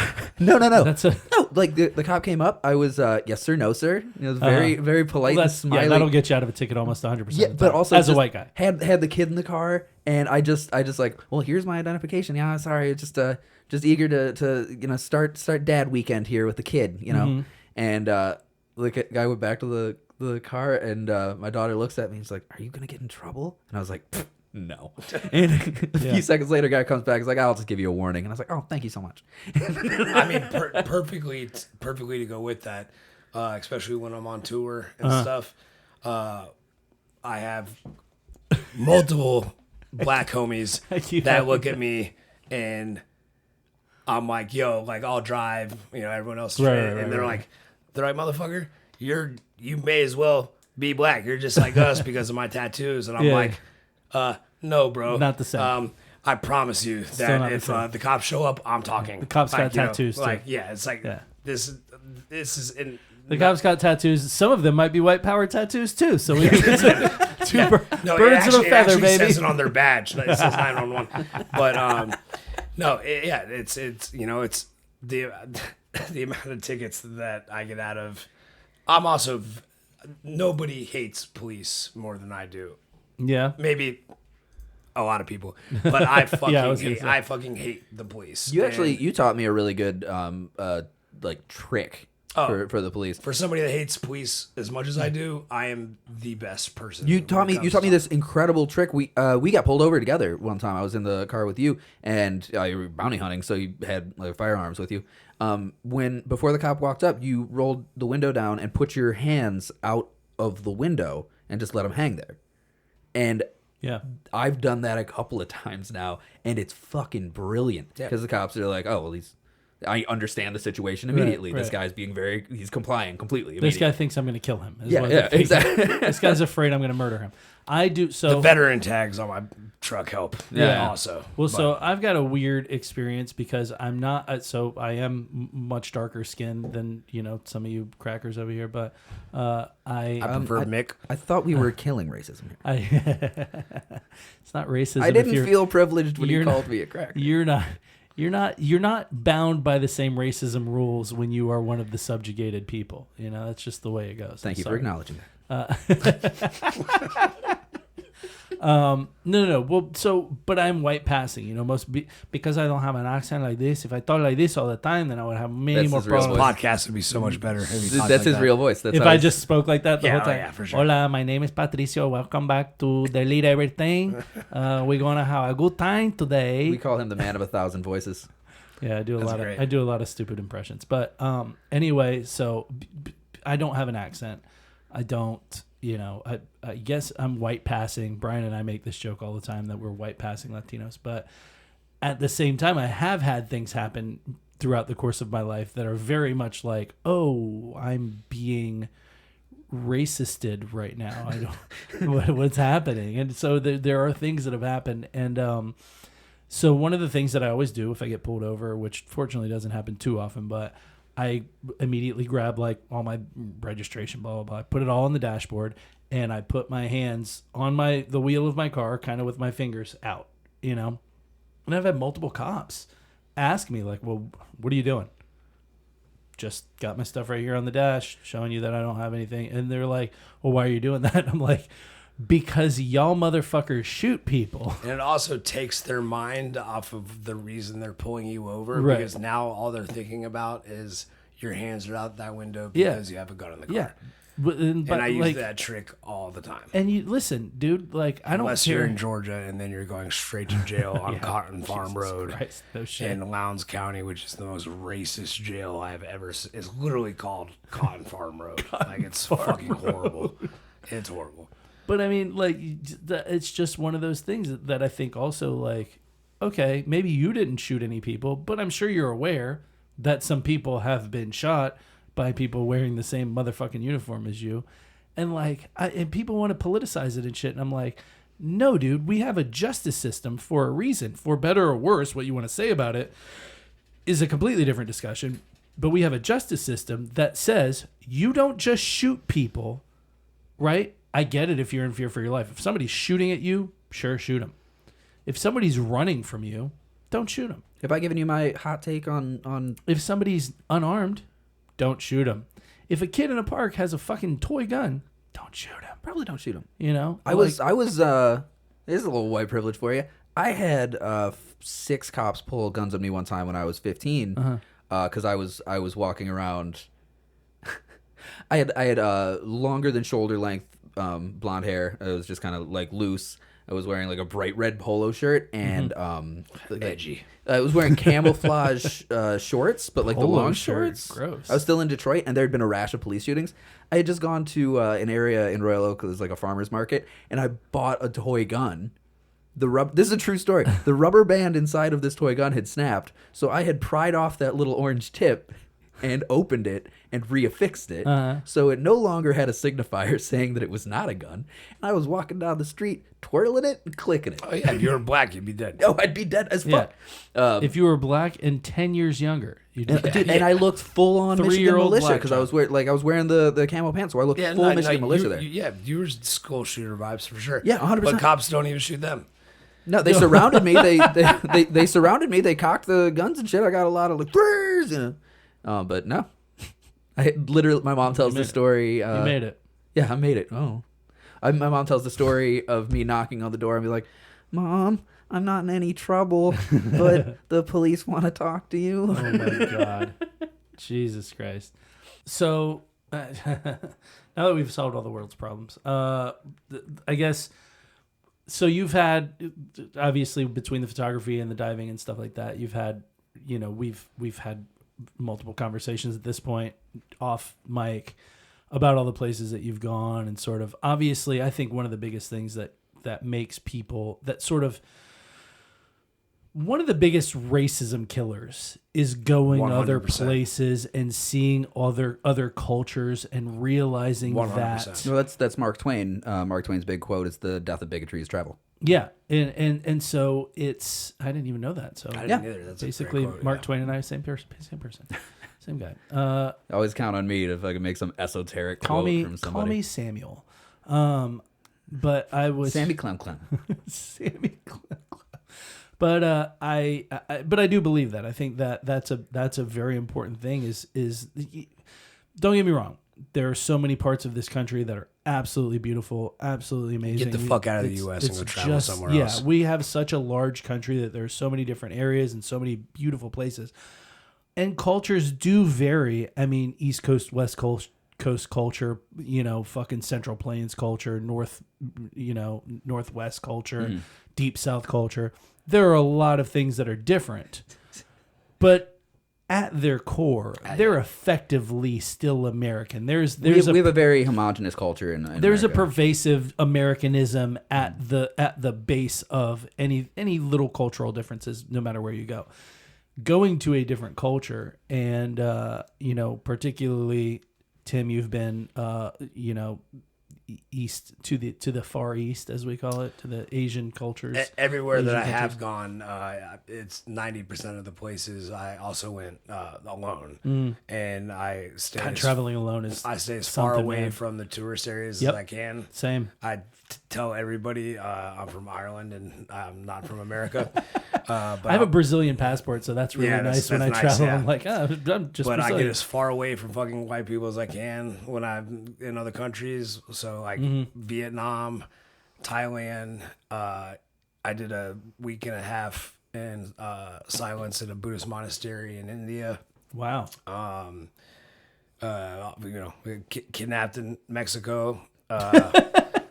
Colombia. Wait. You just can't skirt over kidnapped in Mexico. Did we get? You mentioned it. You mentioned Did it. we skip over it?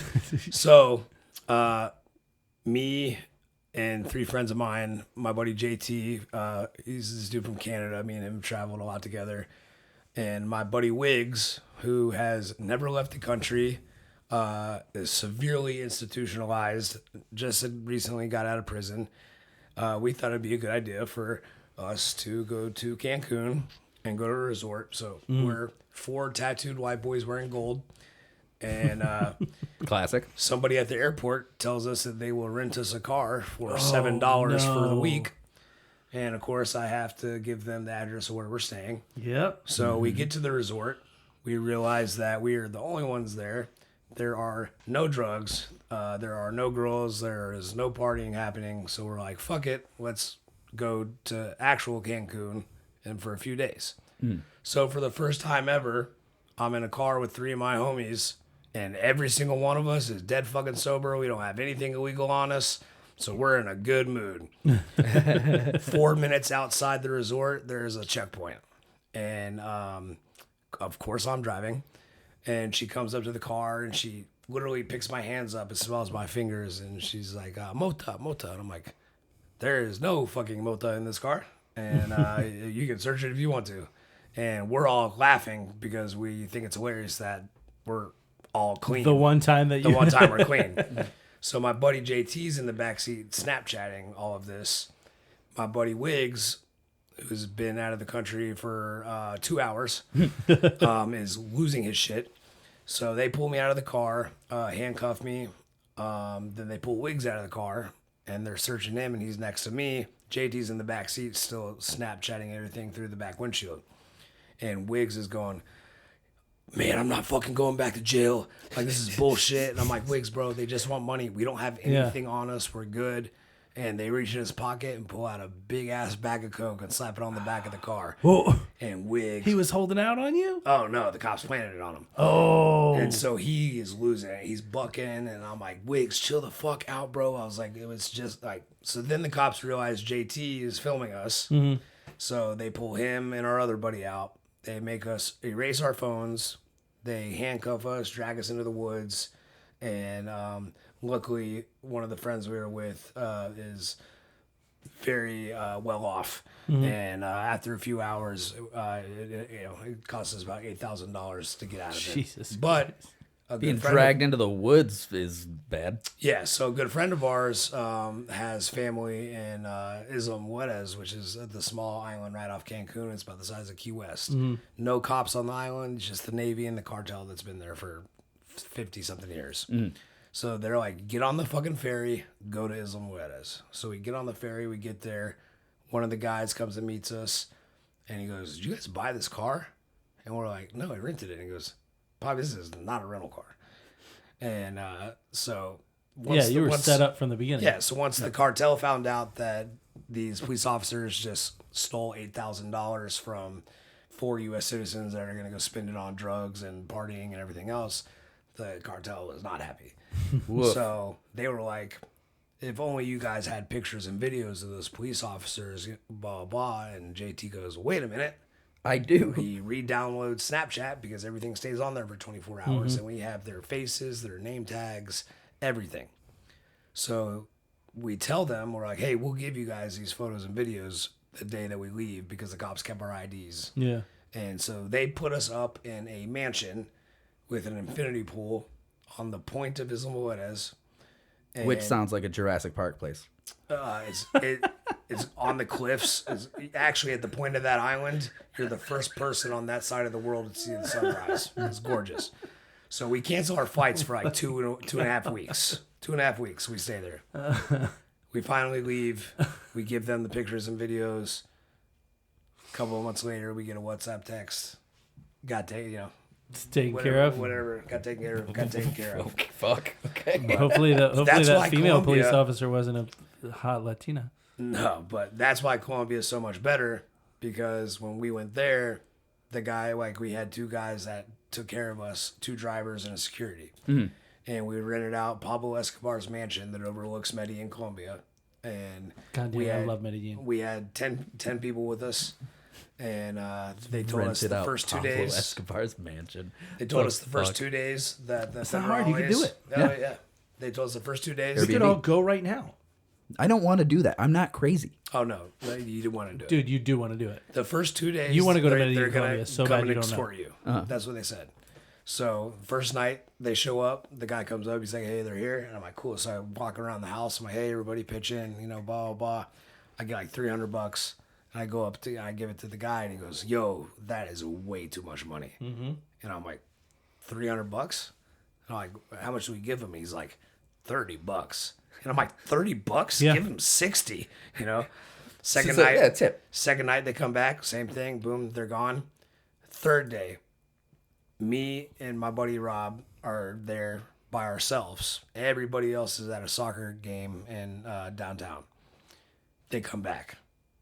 I had just eaten some of the best ecstasy that I have ever eaten in my life because it's Colombia. And they pull back up. And my white privilege ass goes, "This is the 3rd day. They said only 2 days. This is fucking unacceptable." You're only going to extort us for 2 days. So I walk down there like I'm pissed off, like just because I have ecstasy courage right now. And they really came up just to check on us. So now we're taking pictures of them pretending to arrest me, and we're sending it to all of our friends that are downtown. And we joke around with them for a minute, and then they go, we're trying to pay them to let us drive their cop car. They, at the end of the thing, whatever, they're like, "All right, you guys get back. You guys get in the car." And we were like, "Oh yeah, and they're like, "No, get in the car." And I was like, "Motherfucker!" I was like, "I've been through this before." We get in the cop car. They drive us down the mountain to the strip club, and then take us inside of the strip club and party with us. So All right, Colombia. Getting extorted in Colombia is way better than Mexico. I feel like they've got like a good system there. They've been extorting a long time. Central and South America is basically, if you get pulled over, just have money in your hand already. Just have money in your hand. Not too much money. Not too much. 100, 200. Which is, 100 or 200 in Colombia is like $35 American. Let's just say we bought a quarter key of Colombian Bang Bang for $400. That's a kind of like Bustelo, right? Like an espresso. It's a very strong espresso. And then, of course, I'm a drug connoisseur. You know what I'm saying? Like I discovered 2C for the first time. Tim does drugs, everyone. 2C is hot Hallucinogen. Lisa Frank neon pink powder. It's and it's a MDMA, hallucinogen. ketamine, and cocaine. And it is fucking amazing. It'll wake you up in the morning. It'll get you places. So, long story short, places you want to go. long story short, trip's over. Everyone's leaving. I still have a quarter key of fucking cocaine, a shit ton of 2C, and I can't afford this mansion by myself. So I'm saying I'm not leaving. And everyone's like, Tim, we're not fucking leaving you by yourself in Colombia. And I'm like, well, I'm not going. This is And my home get, now. I get a fucking hotel in the slums with no AC, and I make it my mission for the next 4 For like days $18 a night. that I'm going to finish these drugs. And Hole myself up at a hotel in the slums in Medellin and finish. I got photos that are rough of me just like sweating, fucking like cocaine. I guess reenacting the opening of Apocalypse Now. Yeah, it was nuts. I've got some fun Medellin stories. I'm not gonna bust them out on the podcast because I've got children and things. I stayed in Springfield, Massachusetts for a month. By the last way, year. no. Oh well, I lived on West King once. so you know culture. I will say, drugs aside, Medellin is one of the most beautiful, fucking amazing, Gorgeous. awesome, fun, beautiful fucking places And the you women could are possibly be. gorgeous. Beautiful. Everything's cheap. You can get I will say this story. The last time I was in Medellin, we had a guys trip. It was 5 of us that went, and we were there for like 5 days. And You stayed at Pablo Escobar's we went mansion to and got extorted by the. we had an entire floor of a high rise. We had the whole 5th floor overlooking them. So Medellin's in like a valley in the Andes Mountains. Whole city's like no matter where you, That's his name. no matter where you look, you have like these beautiful mountain views. No matter where you are in Medellin, right? So we had gorgeous mountain view, but we had this whole 5th floor of this high rise with like wraparound porch with hammocks and like, dude, it was like marble floors that were. I'll show you photos and videos of this fucking place. It was absolutely fucking surreal. And the 5 of us spent like $65-$70 a night to stay there, to have this whole fucking floor, full kitchen, 5 bedrooms, 5 bathrooms, big wraparound porch. Like, it was incredible. But Each room had a hot tub in it. damn, That's how ridiculous. we didn't have. We only had the one hot tub. We didn't have one in every room. But everybody had their own bedroom. Everybody had their own bathroom. Full kitchen, full dining, giant wraparound porch. We even had fucking treadmills and shit if we wanted to work out. Like, there was a separate porch that like we How really much use. did you pay for this place? Like probably $60-$70 a night. That's Per 60, person. 70 bucks a night on Airbnb in Florida will get you a hovel. Nothing. Yeah, you're in a fucking box under the bridge. But so we were told that there was this really great fucking restaurant near where we were staying. So we went there, and I mean this place was absolutely gorgeous. Like, all the tables were like live edge fucking lacquered wood. The decor inside, it was all open air, like overlooking the street, like so you'd see people out there partying and walking and cars going by and everything. And the food was like, it didn't have a Michelin star. It probably fucking should, but somebody just hasn't. It might at this point. Somebody just hasn't discovered it yet, right? Right. So the 5 of us, we had gone on a long hike that day, and I will say we had dropped some acid before we went on this long ass fucking hike. Y'all judged me for like a kilo. Of Yeah. I'm not judging you for that. But so we came back and we were like, no, nobody's really in the mood to, and like we had been going hard for like days. Like, yeah, there was one day we just stayed. There was just one day that we stayed in our room and we polished off a fuck ton of things like all night. So I don't do drugs. I just did it by myself. I don't drink or do drugs. That's called addiction, Tim. That's what it's, I mean, it's gumption, really, is what it comes down to. It's initiative. It's commitment. It's But so waste. we go to this place and we were like, look, like we've been going hard. Let's just, so like, I think we got like a pitcher of sangria, and we just like everything on the menu looked so badass that we just ordered like, I think 6 or 7 things off the menu just to like pass around and everybody eat, dude. And so we had like, dude, this food was just absolutely amazing. like $12 or some we shit. get the check at the end, and I'm looking at it and I'm doing the conversion real quick in my head, and it was like the equivalent of like $75. And I looked at everybody. I was like, the 5 of us could not have eaten at fucking Applebee's for this price. No, like, not at this all. is You like- can have Uber Eats McDonald's for that. no, yeah. I was like, this is fucking absurd. Like, how do you, like, anyway, I think to Tim's larger point, vis-a-vis culture and being in other areas of the world and seeing these other these things that are so different, because you can't go to, especially, I know you and I talked about Japan earlier. Japan, like the culture in Japan is just so absolutely different that there's no way to not take things from those places and go and sort of put them side by side with what we live with day to day. Yeah, you got to expand your experience of the world. Not to say anything good or bad about it. There are good things, there are bad things, but that was a massive thing for me.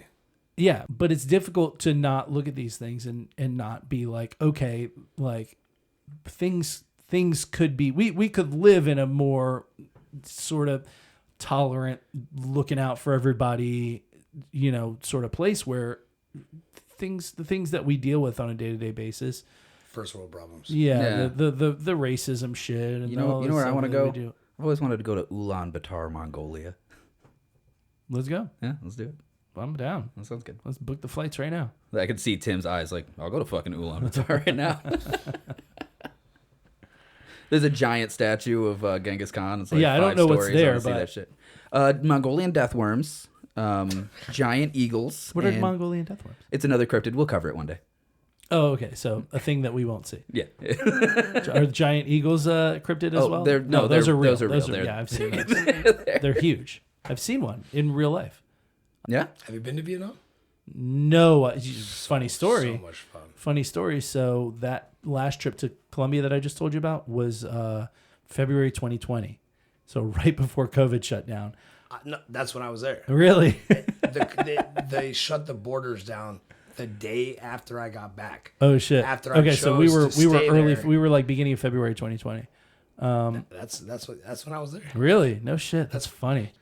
So I'm not sure at this point where we've gotten how we correlate this back to to what we initially started talking about, which is the history of skinheads and the skinhead movement through the centuries. But well, I think that we really wanted to get some perspective on like where it is now, and that was kind of provided. So we're just sort of dicking around at this point. Yeah, I mean, it's culture, man. It's about culture, right? It's how you end up not being racist, I think, is what it boils down to. Yeah, what we did here on the podcast today is cure racism. Explain white privilege through the lens of my own white privilege. None of it made sense. Tim got to tell some fun stories. Yeah, and educate us a little bit in the difference between Nazis and skinheads. Well, Tim himself has so many stories; it's fucking ridiculous. I feel like I've heard a lot of stories just on recording, recording breaks, and they're unstoppable. I've heard a lot that just every other fucking word this guy says is absurd. I'll just say I have receipts for every story. Dude, no, I know. I looked up that YG song while you were sitting here, and I was like, oh shit, look at that. Did you really? Yeah, that's right here. It's. I mean, hey man, if you're open to it, you can live a pretty crazy life, I guess. I think I'm just not open to it. I'm like, I'm good. Yeah, I'm good. I don't even like going outside. No, I'm finally getting to that point in my life where I'm definitely over it. Yeah. The party don't stop lifestyle fucking ages out. Right. You know, I say that I'm over it, and it still happens every day. It's like when you do coke and you've never once woken up in the morning and been like, man, I'm glad I did all that coke last night. No. Every time you do it the next day. We have this like running bit, like Tim and I, where I'm like, hey, will you please give me some notice if you're coming into town? And he's like, yeah, absolutely. Next time I will, of course. And then I'll get like a random call on like a Wednesday, be like, hey, what are you doing? I'm like, why? Guess where I am right now? You motherfucker. This is going to be a thing. Yeah, well, like you can't always predict what you're doing tomorrow. When you live like Tim, I can predict what I'm doing for the next week. Tim, what are you doing next week? Next week, he's pulling up his calendar. Yep, I am pulling up my calendar. It's Columbus Day. I have no idea what the fuck I'm doing next week. I think I literally find out what I'm doing 24 hours before I do something. I think if we're going to stay true to our conversation today, we should call it Indigenous Peoples Day. Absolutely, yeah. Fuck Columbus was a Christopher Columbus. fucking Yeah, nightmare. that was the Dickhead. joke. Yeah, Yeah. no, that was definitely a joke. Columbus was a goddamn nightmare. We could do a whole fucking podcast episode on that dude and how You want to? terrible he was. Fuck it, put it on the list. Put it on the list. Put it on the list. Yeah. not Next gonna time be- Tim's in town, we'll just do a fucking rundown. We'll of just Columbus. shit on Columbus the whole Let me look time. at the list first. Well, where I was trying to figure out what to do because I have a whole we have a whole list of topics that we want to do, and so before you got here, I Crazy was- thing about history, there's a lot of it. there's so much, So of it, much. and so much of it that people have forgotten Yeah. or don't know about. But we were like trying to figure out, what would be a good topic, and then Riley goes, "No, I've got one," and I was like, "Do you want to tell me what it is?" And he goes, "Yeah, we're gonna do the whole sharp movement," and I was like, I don't know what you just said. Yeah, but the Sharpies, like the markers. yeah. It changed the world. And so then he said, Felt skinheads pens. against racial prejudice, and I was like, oh, okay. And so we were like going because I have a bit of a fucking control problem, so I'm like, okay, well, can you tell me? And he's like, yeah, I'm gonna do all the notes and stuff like that. We're gonna let Tim do a lot of it, and I was like, I don't know how I'm gonna be able to do this if I don't know. Fortunately, I've had like 3 weeks to just be like, you're just gonna have to let it go, dude. I don't know if you saw Riley's notepad. There's 4 sentences on it. Thanks, boss. Hey, we covered some stuff. Oh, we we did, did we for did. sure. If you want to get more in depth with like the down hard history, we can do a whole fucking thing. If anyone wants to get more in depth, there's nothing that we're going to be able to cover in a 2-hour podcast, which is already Exactly. arguably too fucking long. There's nothing that we're going to get into that we can cover in depth. I mean, this is more just to give like a. We're painting with broad strokes here. You know, if you want to get more into it, there is certainly a ton on any episode, including this one. There's a fucking ton of stuff you can get into and make yourself an expert, please, and then Tim, let us know. One of our earlier recordings, we did movie set disasters, and we recorded for set disasters? We recorded for 4 hours. Movie set mishaps we recorded for 4 hours and just none to of it was realize usable. it was Like the fucking the audio was shot on it. yeah. I'm glad we don't do 4-hour fucking episodes because that was a nightmare. Well, that was early on, and I didn't know how much was going to be edited out or how. Like, I didn't know anything at that point. I knew nothing. Now I'm The master a novice at best. and the commander. But at any rate, so thank you for listening to us talk about the history of skinheads versus racist people. And just keep in mind next time that you see somebody that looks like a racist asshole, don't call them a skinhead. Call them a Nazi. Tell them what they really are. Yeah, right. If they're being racist, if they're just a skinhead, then just be like, "Hey, man, what's up?" and Hey, be Tim, friends with them. Do you have anything you want to plug? No, not really. I mean, Aren't you going on tour with famous yeah, musicians? so, I mean, I told you I don't know what I'm doing. Yeah, we Struggle Jennings tour starts October 16th through November 17th. It'll be a U.S. tour. I It's just keep a month hearing long. that name, and I don't know. It's Waylon Jennings' grandson, Really, Struggle Jennings. Fucking big dude. Is he? monster of Yeah. a human being. I like. I'm not a big country guy, but I do like some old Waylon Jennings stuff. Well, Shooter Jennings just found a storage unit of Waylon's that has 6 fully completed Waylon albums with the original band that were Really? never released, and now they're mixing and mastering those. That's cool. God damn. Yeah. Well, thanks for joining us again. Like I said at the top of the show, if you like the show, if you thought this was cool, if you want to let us know, best way to do that, get on Apple Podcast, get on Spotify, give us 5 stars, leave us a review, let us know what you liked, what you didn't like, or just say you guys are kind of assholes, whatever you want to say. We Hit us don't on really care. Instagram. Hit us on deleteeverythingpodcast@gmail.com. And if anybody wants to have a different view on what we talked about today, I'll be downtown St. Augustine tonight. You can find me, and we'll talk about it in person. Look for the fully tatted skinhead. Look white for the dude. skinhead Yeah, there. No, yeah, right word. yeah. Don't you do it, Riley. I already see you smiling. I already know it. No, like, hey, listen, we'll tag him on our social media. Yeah, so we'll tag him. you guys follow Tim. He's got a fucking bonkers ass life. You can also hit us up at deleteeverythingpodcast@gmail.com. You can find us on Instagram, Threads, and Facebook. On look up Delete Everything Podcast. We're on all those. Let us know. Let us know what you think. Follow us. If you really want to be like our super best friend, we also have a Patreon. You can join that. I believe it's $2 a week, $8 a month. You get some short episodes we put out weekly that we haven't been putting out weekly, but It's a great plug, guys. Nobody's subscribed yet. We're new. yeah, we're still new. I'm a subscriber right now. It'll only cost you $8 a week or a month. Have you met Prof? I have done shows with him. I don't know him personally. I'm a big fan. That's all. Okay. Honestly, I think he's kind of fucking lame. He's a very he's a lyricist. Prof I is a very good artist. I know he did some think stuff of the with Yellow Wolf recently, and you and Mr. Wolf are quite tight. Yeah. Wait till you see what's coming out with Mexican OT. Oh, Mexican OT is good as fuck. Wolf and Mexican OT. Really? I'm down. I'm down for that. I'm not even a big into the rap music, but I will say I'm down for that. Well, thank you guys. We appreciate you joining us. And next week we'll be back with a different guest. We're 4 weeks with guests in a row. Yeah, it's a lot. It's the most we've had so far. Actually, next week's guest is a Nazi they're bringing in. We're going to talk about the flip side of all this. So we like to have we like Joe Rogan. We want to have the compare and contrast. Oh God, Jesus. Honestly, I won't say who our guest is next week, but he's been referenced in the show. He looms large on many occasions. So, at any rate, we appreciate you guys. Thank you so much, Tim Valley. Thank you for coming on the show. thank you guys for having Tim, me, man. thank you, This is man. fun. All right, well, bye guys. Bye.